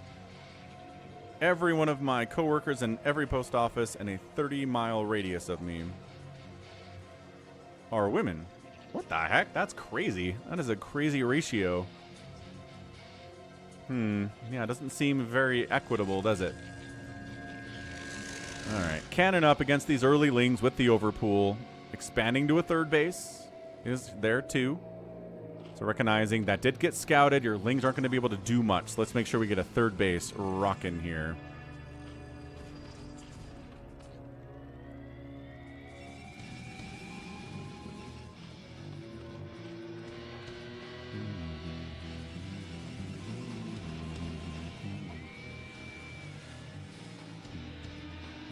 Got some money coming in on Larva here. You know, never underestimate the Protoss. Never underestimate the power of Psionic Storm and the battle cry of For Ire. There's the lair timing. First 100 gas there. Cybernetics core coming in.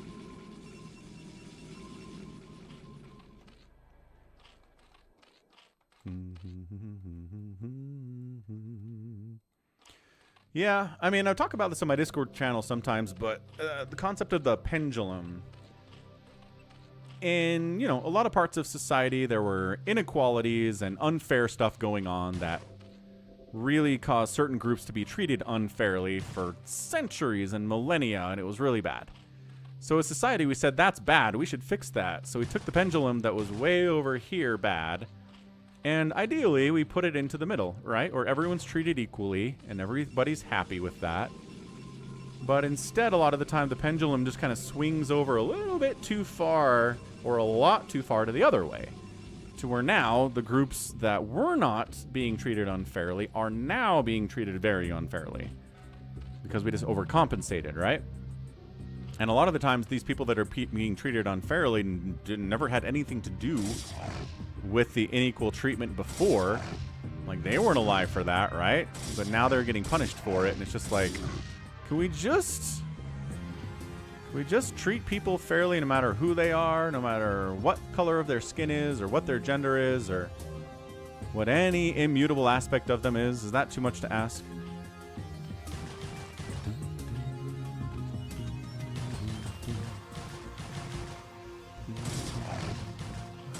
Oh, I'm glad to hear the Union had your back there, Ghost 87. That's nice.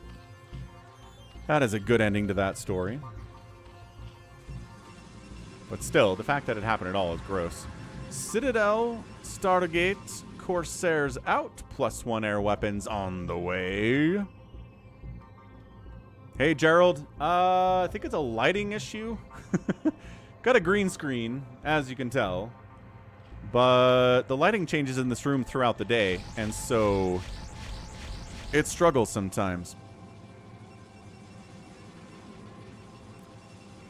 2 zealots and a cannon against this many lings is going to be okay. I don't know why you're even pushing there anyway. Scourge in production, not enough to save this Overlord and prevent the supply block on Larva. 1 kill on that Corsair.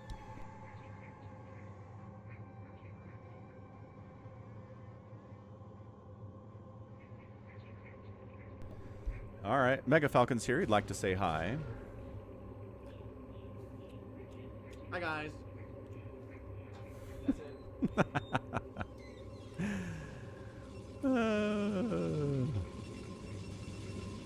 That's right. Saving on the electricity bill, not a bad idea either.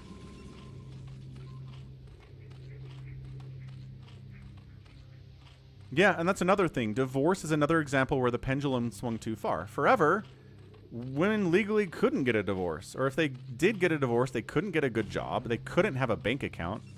Like, women couldn't have bank accounts until the 70s, which is bonkers, right? So, yeah, so we said that's not fair. So we gave allowance, and we tried to fix it, and we went too far with it in a lot of cases. And we need to swing things back to more equal treatment of men and women in divorce. I mean, I don't see why that's an offensive thing to say.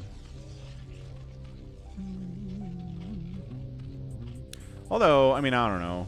Like, it depends. It helps if your ex isn't crazy, I guess. Like, my ex, I basically said, I'd like the house, and then you can have anything else you want. And so she could have taken advantage of that and, like, demanded everything from me, but she didn't. And it was a really smooth and easy divorce process, and we didn't get the courts involved. We didn't go crazy at each other. So, I mean, I feel like that's a rarity, but it can be done as long as both people are reasonable about it, which is maybe too much to ask in a lot of situations. Oh, Mega brought in some color. He did. What the heck? Don't understand. Don't understand this whole green screen lighting issue at all. DT tries to poke into the third, but there's like 100 Hydras and 4 Overlords there, so that's a pretty anti-DT position.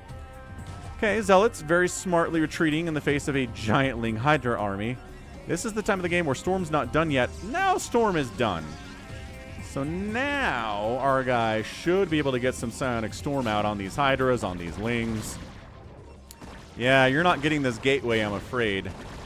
This High Templar is very... Oh, I lied. You are getting this gateway. You're not getting this Forge, though, because Storm is done. And this guy has a Storm. And he could totally toss down... There it is. Does toss down a Storm. Right. But, Diego, you understand that for a long time it was really in disfavor for women. Like, for generations and centuries, it was really, really bad for them. Right? So the reason it's the way it is now is because people tried to fix the really bad thing that happened for a long time. I think it's important to understand that. I'm not saying I approve of how far they went with it. I'm just saying I understand why they did. And I just think at this point we need to figure out where the happy medium is and go for that, and then I think everybody will be a lot happier. Cool. Glad we agree, Diego. Nope. No. Great position on these Hydras, by the way. Really, really fantastic spot. Third Nexus coming up here. Larva's rebuffed the attacks of the Protoss and been able to kind of have map control for a minute here. Hey, Gerald. Yeah, the eggs on the map are to kind of help wall off. Generally, if you see them in positions like that, it's to help if you need to wall off against some kind of an attack. But they can get killed if they're in the way. Yeah, Ghost 87, I hear ya. There are definitely examples like that out there. And I think we should do something about it. I think the justice system shouldn't allow that kind of a thing.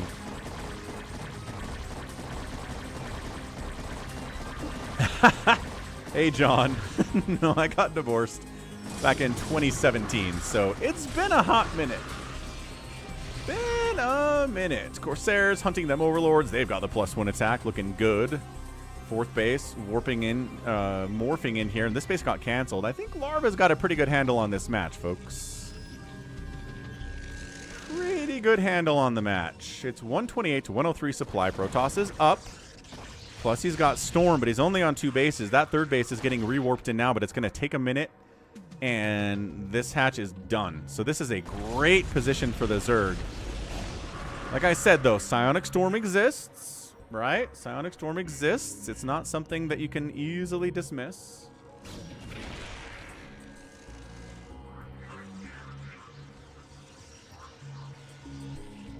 I mean, these Hydras are just donating themselves. They're trying to bait into these lurkers. There we go. Yeah, okay. Rich is a lot smarter than I am, that's for sure. Hive getting started now. from our friend Larva. Getting further upgrades. Protoss is working on Kadarin Amulet, Obs, armor, all sorts of great stuff there too.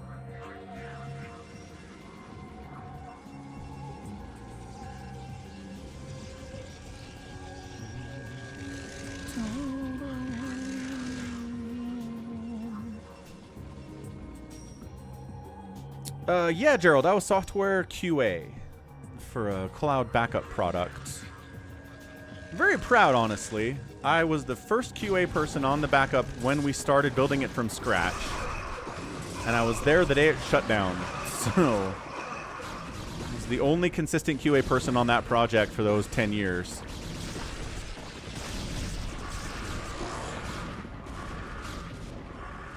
Okay, good position here from Rich, rather, shutting that out, keeping the third base alive, responding to attacks from this direction here too. Larva going all the way home.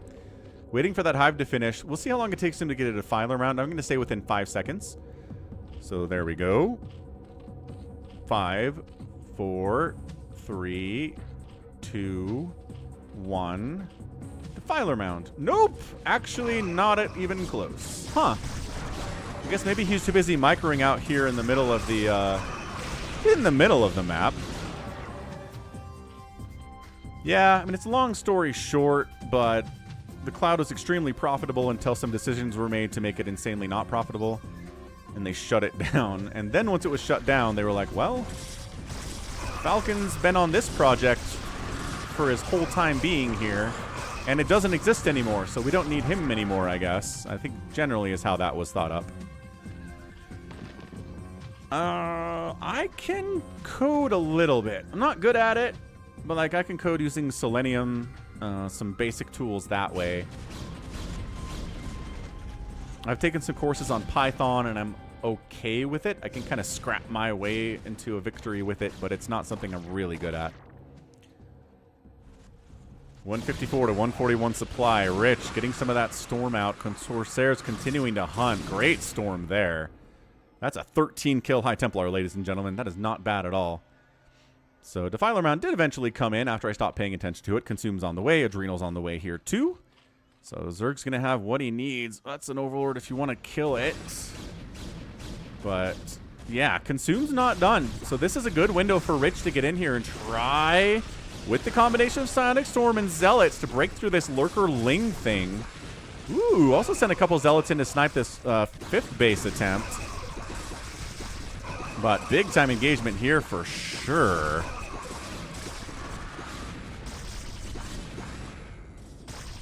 Yeah, I'm hearing similar reports, Gerald, from a lot of different places, so. Hey, what's up, Rocket? I did hear that Flash is back. Hooray! Oh, micro on the Zealots to get the hatch. They got the hatch. Their job is done. And he manages to get behind the mineral line, too, and get another kill. Incredible stuff for that guy. Ah, 2 Ling kills and a hatch. What a boss. Yeah, I think I'll add maybe a StarCraft 2 stream in every week. We'll see how that works out.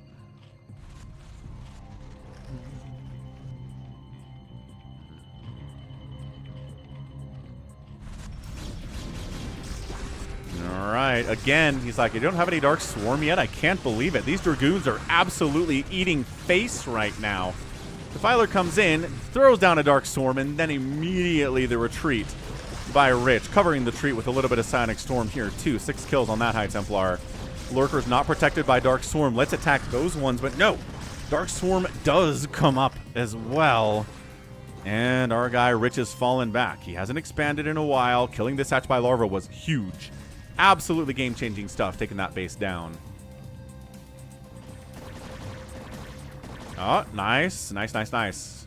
Gonna block this with Lurker Eggs. The Zealots would be able to defeat this entire force and get in here and cancel that again. Or kill it again, depending on what we're looking at here. Hey, Diego. Boy.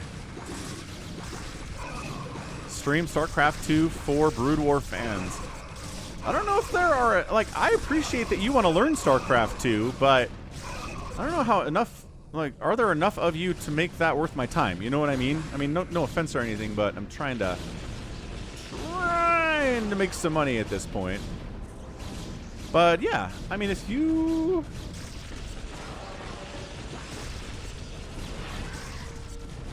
I'll think about it, though. That's an interesting idea. I'm definitely planning on streaming StarCraft 2 out on Twitch. If you want to go over there when I'm doing that, we can have some discussions on it, but... this position, just hanging out inside the Dark Swarm, seems pretty dicey for Rich, but he catches a Plague. He stays there until the Dark Swarm wears off.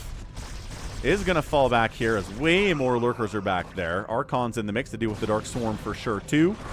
And there you go, outside of the Dark Swarm, which is death. Death, death, death. I do actually have a podcast. It's us talking about, me and Somicron talking about nerdy stuff. Including StarCraft 2, if you're interested in learning about what's going on there. But, yeah, check it out. Falcon Paladin Hour. It's been going for, like, 10 years now.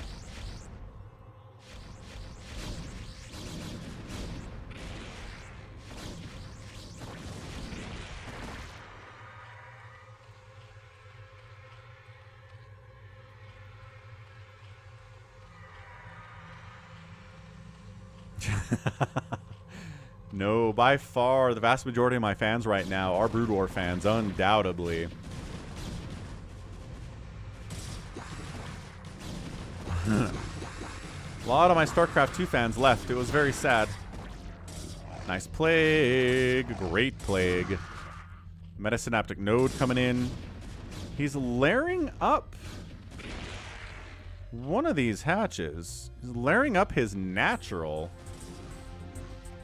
I guess for extra HP. I don't know. But it's 187 to 155 supply here. Protoss is up. But Plague's all over these Zealots and these Dragoons absolutely like crazy. No, the link I posted here has podcast episodes from up to last week, Vit. Yeah. Also getting rid of shield battery overcharge, quite possibly. It's a proposed change, Rocket. It's not actually official yet. Yeah, StarCraft Evolution is a lot of fun, allowing StarCraft Brood War players to play against StarCraft 2 players. Really interesting stuff. I'm glad you like them both. Yes, Slayer. I do, too. A little bit of a Ling attack here. Zealots holding the line. There's a cannon, but not enough, actually. So maybe, yeah, unload a couple of Reavers in here to save the day. Easy as you like. Very nicely done. Thank you, Reavers. And also the whole army got pulled back. That was probably unnecessary. Zealot scouts. There's a base coming up in the top right. Maybe that would be an attack position.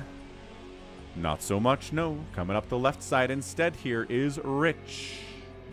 Richie. Richie Raccoon. Yeah, Vit. Somicron stopped posting the audio to Apple Podcasts a couple of years ago. It's entirely on YouTube and Twitch these days.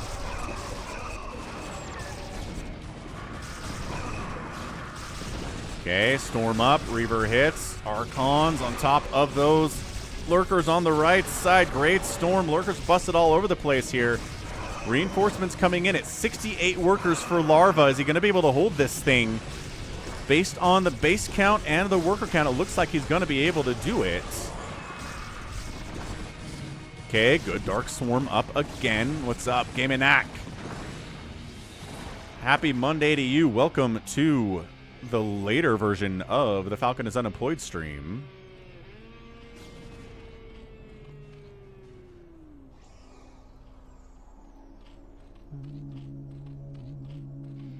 Okay, good. So holds it. Protoss has to fall back. He is now down about 10 supply, which does not bode well for him even a little bit. Nice Plague on those Zealots. Looking fantastic. Really, really good for sure. And here comes those High Templar. High Templar coming up. No Dark Swarm for these Lurks. They unburrow, retreat from their position. There is a Defiler up at this base. Very smart stuff from Larva. Gets a Dark Swarm up. Prevent.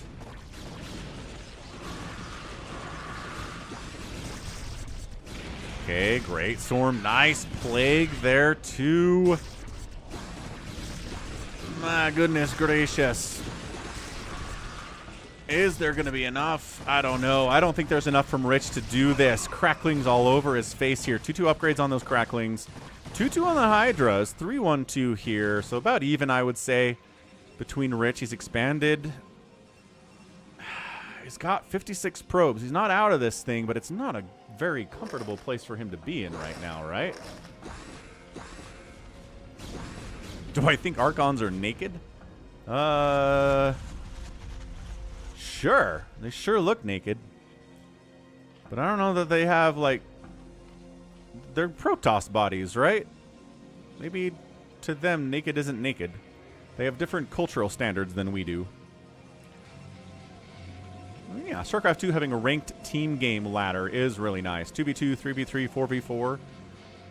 Very excellent. Very fun. That's what I do here on Twitch every Friday night, or Saturday morning. Is do 3v3 StarCraft 2 with Somicron. Leg up.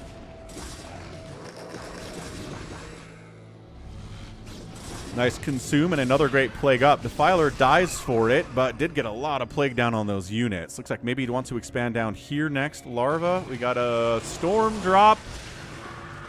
Nice. Let's see how many kills this High Templar has. Oh, maybe unload the High Templar, though. Maybe unload the High Templar, though.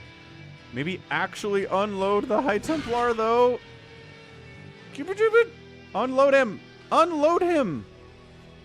I don't know if he has the space to do it now. He does not. Okay, well, rip. What's up, Music with John? Fun stream today. Really good stuff. Bisu, Jaedong, Flash, Larva, Rich, IdrA, a couple of games to start us off. That was a lot of fun.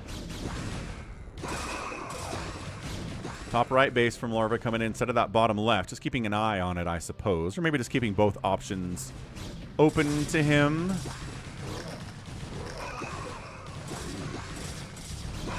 Another plague, catching about 5 units, gateway units there. Pretty good stuff for sure. Another plague goes down. Plague catching an overlord, but he dies anyway. Not sure that would have changed much. But dude, 67 drones for Larva. You're probably a dead nerd at that point. It's going to be some incredible base destruction with base defense before Rich is going to be able to win this game. But he is close. He is hanging. 24 minutes. Oh my gosh. How many times have we seen a couple Reavers unload on the battlefield and immediately get plagued? At least 3 times. You know, the games that I cast, IdrA did not BM, but he won. And IdrA doesn't play StarCraft anymore, so I don't know if he's still BMing in whatever his life endeavors are, but probably. Maybe he's older now, and maybe he's wiser, and maybe he's not as into BMing as he was in his younger days. 178 to 174 supply. About even. Ling's trying to get a bit of a flank attack here. Not getting a lot done.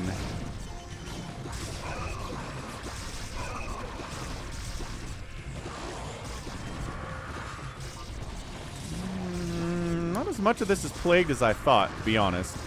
Oh, hang on. Hold on. Trying to get into this 12 o'clock base. It's mined out, and that extractor barely has anything in it. So killing this base is not that much of a victory, but getting yourself stuck in a bit of a corner here is a bit of a victory for the Zerg. Ah, he's all split out. He's going after some of these drones and these hatcheries, but he needs these zealots here, I think. But the Dark Swarm's protecting against the Hydra attacks, which is hilarious. Not protecting against the Ling attacks, though. All right, couple of macro hatches down. This game is absolutely scraptastic. The scraptasticest. Okay, so Larva does wipe this out. Nicely done. Drop attempt. Storm does get off. 5 kills. 1 kills.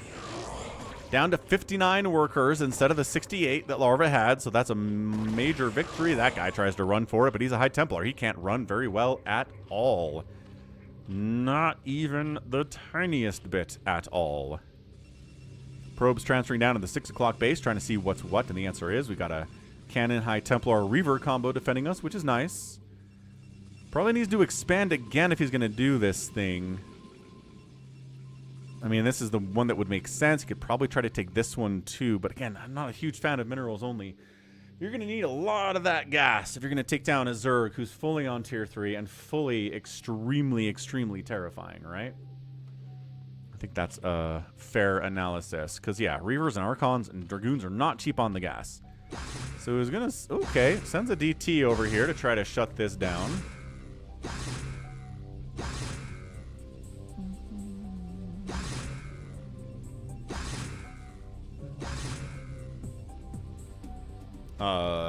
Okay, cool. Free 10 kills. Nice. What else are we doing, Larva? Like, why are we just letting this Dark Templar murder all of your Zerglings? They're 3/3 and everything, dude.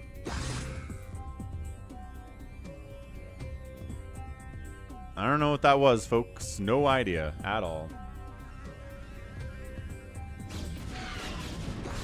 Okay, Reaver's unloaded to defend this space, and Larva turns tail immediately. But he is going to not turn tail too far. He's going to siege it up. Try to shut it down. Great storm. Great storm. It's like I don't have any detectors here. The Reavers can't do that. And this is getting shut down. Yeah, I don't see Rich winning this game, ladies and gentlemen. I'm seeing Larva in control at the moment. 64 workers. Map belongs to him. He's expanding again. Protoss can't get a new expansion. Sometimes it just comes down to the economy. Huge plague again. Ah! Massive plague there. Yeah, music with John, it sure can. The Dark Swarm Orange Cloud does not negate spells. You can radiate there. You can Yamato cannon there. You can storm there. It's all good. Oh, plaguing those shuttles, containing those Reavers. Oh, gosh. Oh, man. And targeting the Reavers, too. Oh, that was a big deal. What's up, SOS? Yeah, we're doing a later stream today for the people in North America. So welcome aboard. Glad that you're here. I'm going to be here every day this week at about this time. 10 kill Archon. Storms all over the place.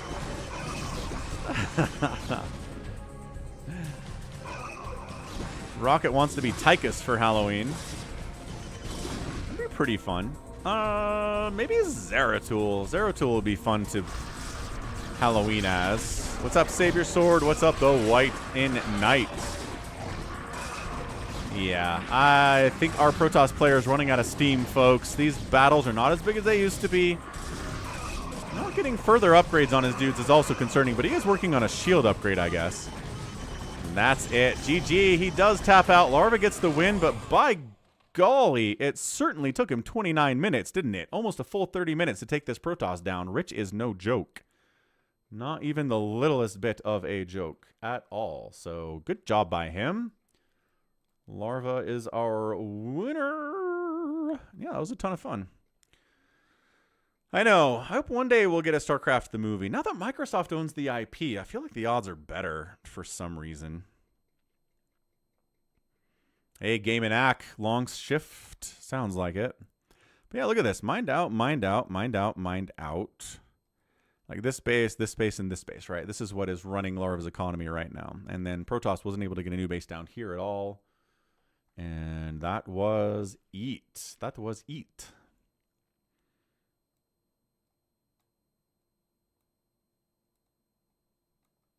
That's better. Just have to consistently adjust it. No big deal. Not annoying at all. Yeah, they got a Halo TV show that's garbage. Let's not let the same people who made the Halo TV show make the StarCraft TV show, okay? Let's agree. Dude, an 8-2 kill death ratio was massive, but 1,000 units produced to 269 killed is an insane ratio for Larva there. That's very funny. Yeah, StarCraft Ghost was, yeah, should have been cool, but Sometimes projects do not get finished, as it turns out. Very sad, but the truth, nevertheless. All right, 2024-02.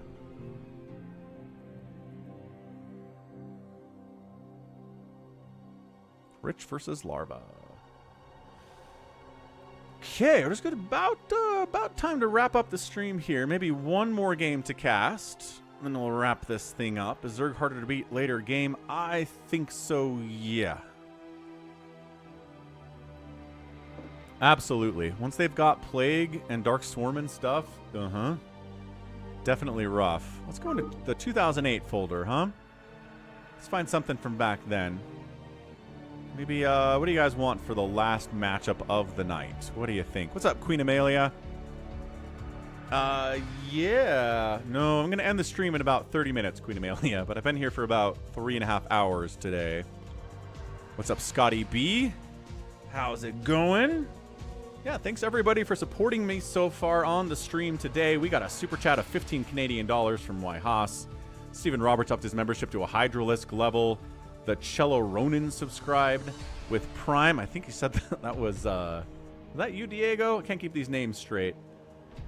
And then a couple of follows there and 100 bits from Suga starting us off. Bunk resubscribed with Prime for 6 months about 3 hours ago. And Draco 19 hours ago gave me a Prime sub too, so that was nice. All right. Looks like nobody has any particular... There were good mirror games to see. Well, guess what? I've got mirror matchups in this folder. You want a mirror matchup? What mirror matchup do you want, Save Your Sword?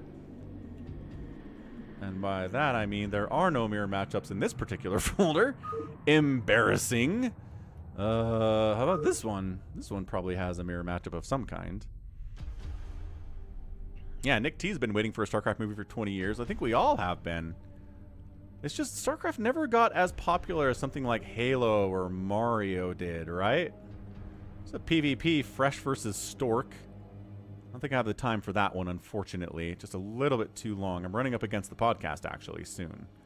I'll be on Samacron's channel doing the podcast in a bit. About 20 minutes.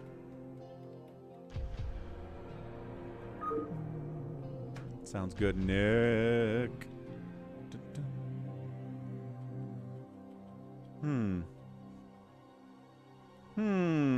I say... I agree that StarCraft is underrated. 100%. TvT, maybe? Last in RoyaL and Flash? Heck yeah, let's do that. RoyaL Flash, TvT, mirror matchup, let's rock.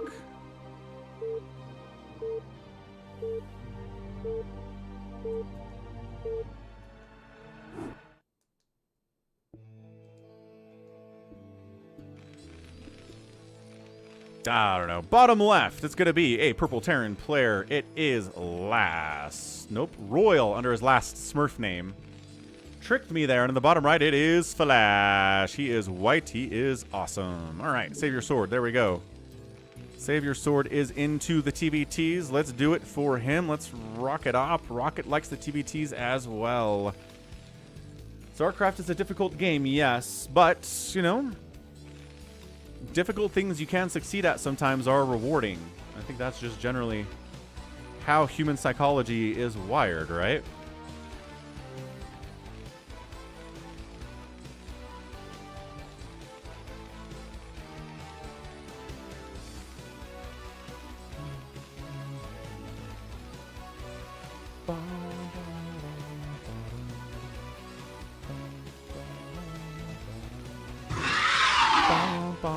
Nick T, dude.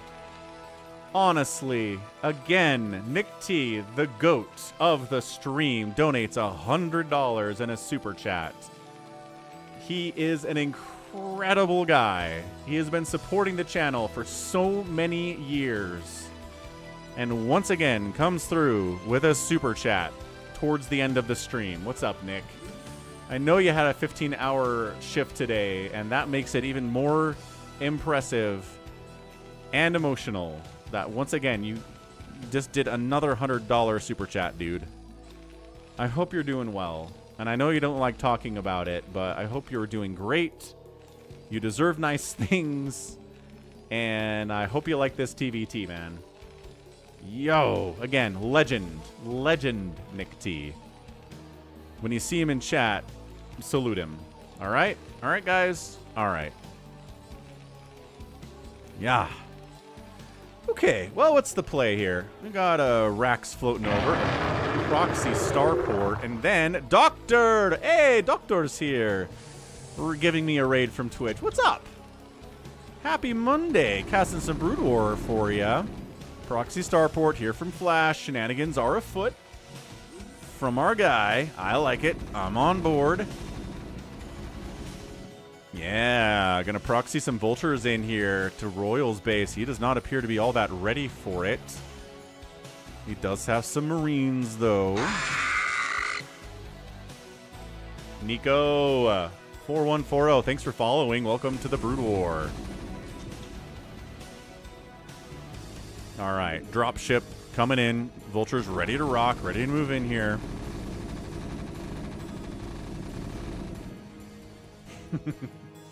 And Nick with a customary woot. A man of few words, but big support is Nick. All right, 4 vultures on the unload, and right in the face here. Yeah, RoyaL's worker count was higher, but simply evened it out. Vulture versus vulture fights. Always a little bit chaotic for sure. A couple Marines join the party, then we pick up and get out of there. 6 kills! Dude, that vulture had 6 kills. Holy crap. All right, that was particularly driven by Flash himself, it would seem. Second factory coming in. Expansion for both players. Happily running, obviously, based on these worker counts. Armory coming up. For the upgrades, maybe you want to make a couple Goliaths. Why not? Against these drop ships, that'd be really nice, right? Preventing those drops. Good night, Nick. Get some sleep, dude. Sounds like you really need it. Hope it's awesome. Shoo-woof. Ba-da-bum-ba-down.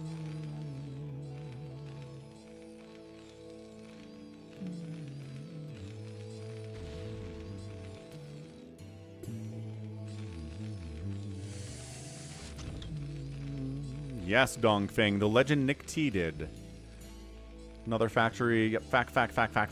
Like, what else are we doing? What else are we building over here other than the factories?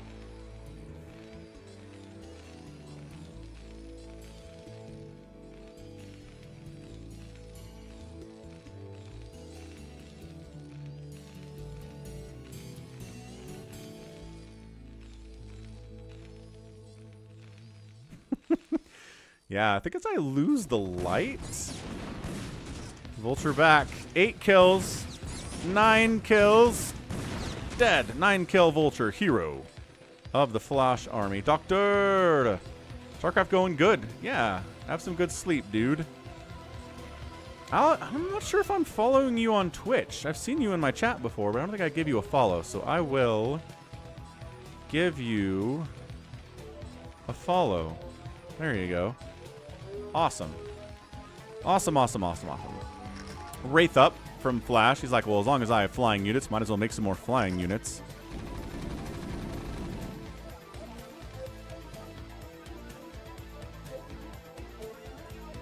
Right there, Diego. I have definitely tried Nintendo 64 before. Me and my son actually played together against the CPU once on a Sunday stream like 3 years ago, and it was horrible. It was the worst experience I've ever had in StarCraft in my entire life. So, maybe I can pull out a clip of that or link it to you if you really want to see it. Let me know, and I can dig it out for you. Alright, man. So we're in the Vulture Siege Tank section of the game. Siege mode is done from RoyaL. Siege mode not quite done here from Flash. You can't really engage with anything or set up any defensive perimeters at this stage of the game.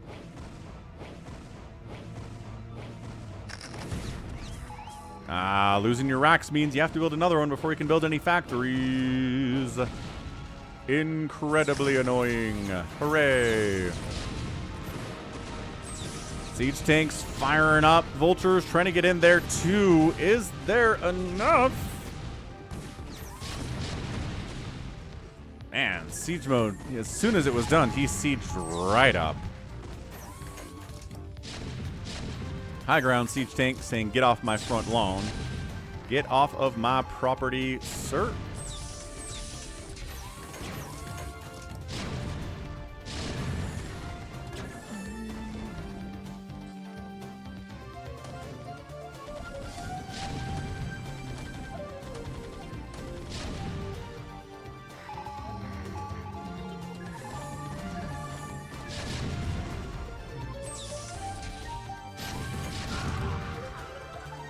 Okay, so we've got a bit of a contained setup. Third base running from RoyaL, though, and it's only 2 bases from Flash, although he is getting a third base here. Where his proxy starport is, that he still is hiding from RoyaL, hilariously. Vulture versus Vulture defense on the left side here at the third base. 56 to 51 workers in favor of RoyaL. Couple SCVs die there, but it's not that big of a deal, right? He can replace those. He has enough workers to do it, is the entirety of that idea.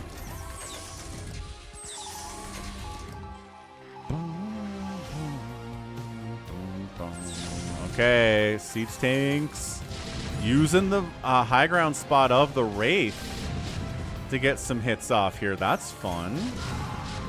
Okay, Marine eats a tank shot, so this guy gets the first tank hit, plus you're shooting up ground, so there's a mischance here.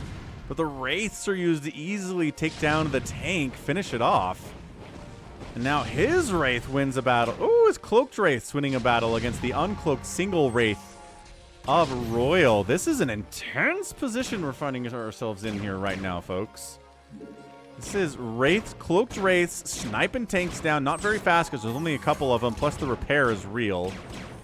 And a Valkyrie produced here too by Flash. He's just air controlling, trying to get air dominance in this position against RoyaL while doing the contain. Except it's not much of a contain because, again, the third base is rocking from RoyaL here. I don't understand.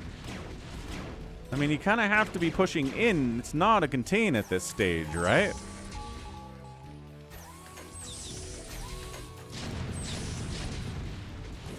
Yeah, tries to move in, but not going well for him at all. +1 attack upgrades versus 0 attack upgrades. RoyaL has that advantage. Again, Sky does belong to Flash, which is nice.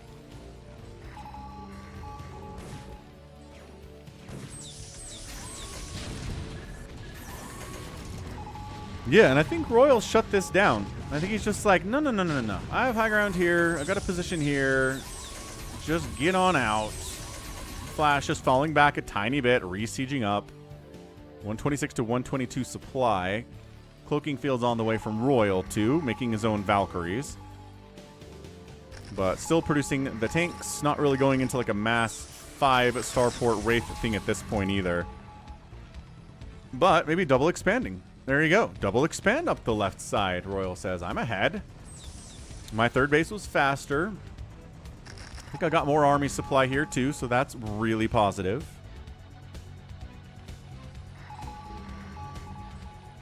Boom, boom, boom, boom.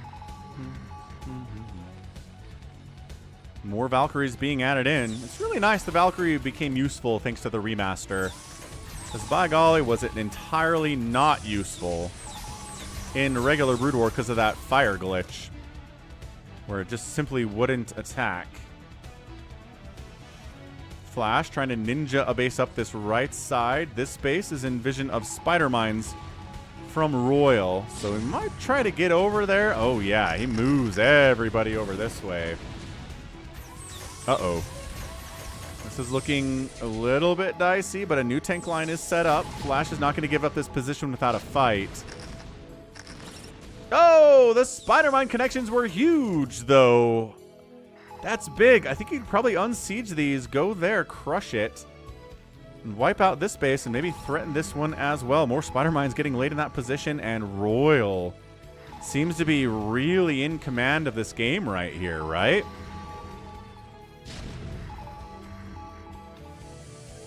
I don't know that he should be feeling worried at all, but Flash does take some high ground position. brings his Wraith and Valkyrie ball over here too and says, maybe I can send my Wraiths in to snipe your face. How's that sound? Good? Bad? Maybe one or the other. +2 attack on the tanks here by Flash. +2 attack on the tanks from RoyaL as well. Nobody has any armor upgrades as all. And yes, Diego, he was the first to get a name on the channel. I don't know. I do not know where the name came from. I just started talking to him during early games with Zerg where nothing much was going on. And I named him Terry. It just seemed like a name that fit. And it's kind of stuck. So that's the story of Terry the Overlord. It's not very interesting. RoyaL, okay, so every base on the map is being taken. He evacs because of the tank position here. Makes a lot of sense. We got tank lines here. Tank lines are mobile this time because of the drop ships.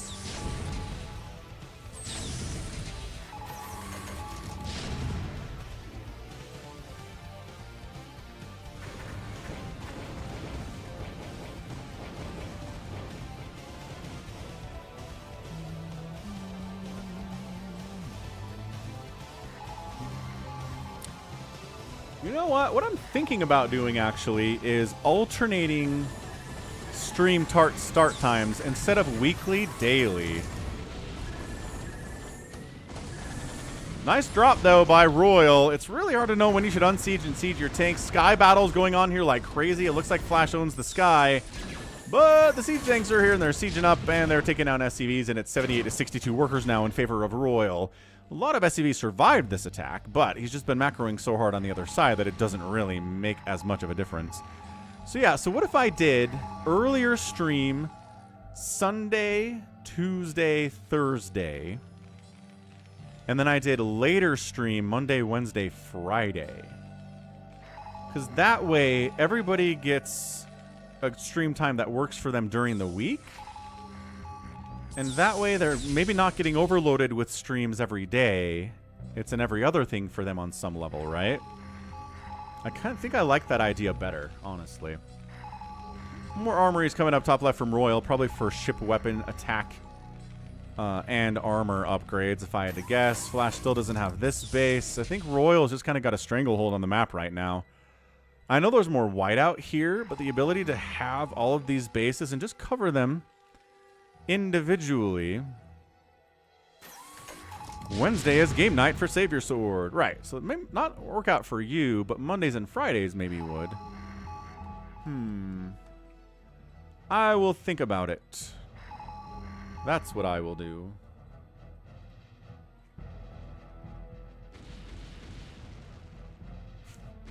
Leaving and coming back in seems to fix things. Like it resets it somehow. Hey, look, more tank line, friends. But my background is garbage now. Oh, well. Whatever.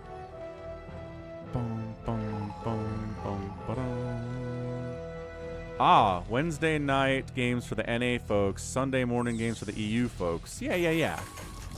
Yeah, I like that idea. I like it quite a bit. Let's do that. I'll update the schedule on Twitch, and I'll be sure to schedule them properly on YouTube as well. It's not going to be a massive difference, but I do think it'll be nice for the North Americans to get their time. Gaming Axe says, who's going to win this game? I think RoyaL's got it. I think Flash does have some pretty nice air superiority right now. But at the same time, Flash doesn't have this base, and so he's not an equal base count with RoyaL, and being not an equal base count is bad. But if you make a really decisive move across the map with 1 million of unsieged siege tanks with +3 attack, suddenly you can maybe tip the scales in your favor, folks. Holy Hannah. Hey, what's up, Chad Terran? No, sad employed. Got laid off like 6 weeks ago. But trying to make a go of streaming every day while I'm unemployed. Help that income. Help that exposure. Maybe make the channel bigger than it is. Brancassette, no. I've applied to a bunch of jobs. I've talked to some people. I've gotten referred to jobs by people who watch the stream, which is nice. I appreciate everybody who's done that. But no interviews in the last 2 weeks. It is very discouraging, but I get to cast StarCraft every day. So that's really fun, and that puts me in a good mood. Did get a 2-month severance package, Chad Terran, so yeah. Pretty good. So like I said, Flash kind of just flipped this game entirely on its head. He was in a lot of trouble, and he just walked across the map to this corner, killed a ton of SCVs of Royals, locked down 2 of his bases. Thank you, Game and Act, me too. He still doesn't have this base, which is a problem. But if he can kill 2 of Royal's base... Oh, during the Wraith transition. Oh, that's interesting. That is interesting. But then Royal comes in and says, no! Leave my bases alone! Branka said, I'm in the Salt Lake Valley. Hang on, hang on. Not enough to shut that down. I thought that'd go a lot better for Royal than it did, folks. He's back with another round of drops. Some of them are empty, but those are the ones that are leading in. I love Flash building a turret in here. Maybe he does actually kind of shut that down. Okay. So he loses a command center, but he hangs on to this top left base. Also, this base from Flash still doesn't exist, but maybe it will soon. Thanks to these wraiths killing those, dudes. I don't know. It might be a good idea to collaborate with some people. I think that's a pretty good idea, Bryant. Should really be doing that more often anyway. And then Flash is back with 100 more siege tanks at this newest source of income for RoyaL. Software QA, Branka said, or technical writing. I have the background for either. But tech industry, yeah, which is really struggling right now. Most people are reporting. Haha. Hey, we got 100 likes. Nice. Thanks, everyone, for the 100 likes. Appreciate it. I wasn't sure we'd get there on a 4-hour stream, but we totally did. So thanks, everyone. Dude, this is crazy. That base died. This base is going to die. Flash has taken the top right. He was in so much trouble. And he totally just walked across the map in the middle of a Wraith transition and smacked RoyaL in the mouth. My goodness gracious. All right. Well, the counterattack by RoyaL trying to make something happen here, but it's really only 5 siege tanks. Oh, I guess we're dropping more inside the main, though. Hold up. Hold up. There are sieged tanks inside Flash's base on top of his production. These Wraiths are going to be able to clear it out, though, except there are only 2 of them. And they do not have any attack upgrades. Not that it helps a lot, but it would help a little bit. Siege tanks. More SCVs dying, and it's an SCV apocalypse, and that's it. RoyaL taps out. He is going to get cleaned up here, and he can't get the win, and Flash gets it in the final game of the day against ASL champion RoyaL. Crazy. What a crazy TvT that was. That was a lot of fun. So way to go, Flash. Coming out on top there. One decisive move really made the difference. So awesome. Awesome, awesome stuff. All right, here goes nothing. 194,000 points, 192,000 points there. Flash ahead. He killed more stuff. He got outproduced, but he made up for it. And RoyaL actually outspent Flash, but that one tank move was awesome. Yeah, glad you enjoyed that, Save Your Sword and Game and Knack. All right, time for me to go do the Falcon Paladin Hour. So we are going to head on out, find somebody to raid real quick, and then get on out of here. Bum, bum. But thanks everybody again for the support, especially Nick T for the $100 super chat at the end of the stream there. That was absolutely fantastic for obvious reasons. Let's go ahead and raid IdrA. He stopped by to say hello earlier. So we'll go for the raid, and we'll be back tomorrow. Wait, yeah, with more, but earlier, and then on Wednesday later. So this time Wednesday and Friday. So Monday, Wednesday, Friday, going to be this time stream later for you guys. Okay, okay, sounds great. Stream's kind of dying again, so whatever. We'll be back again. Love you all. Have a good one. Until then, stay safe and healthy and take care of yourselves. Goodbye.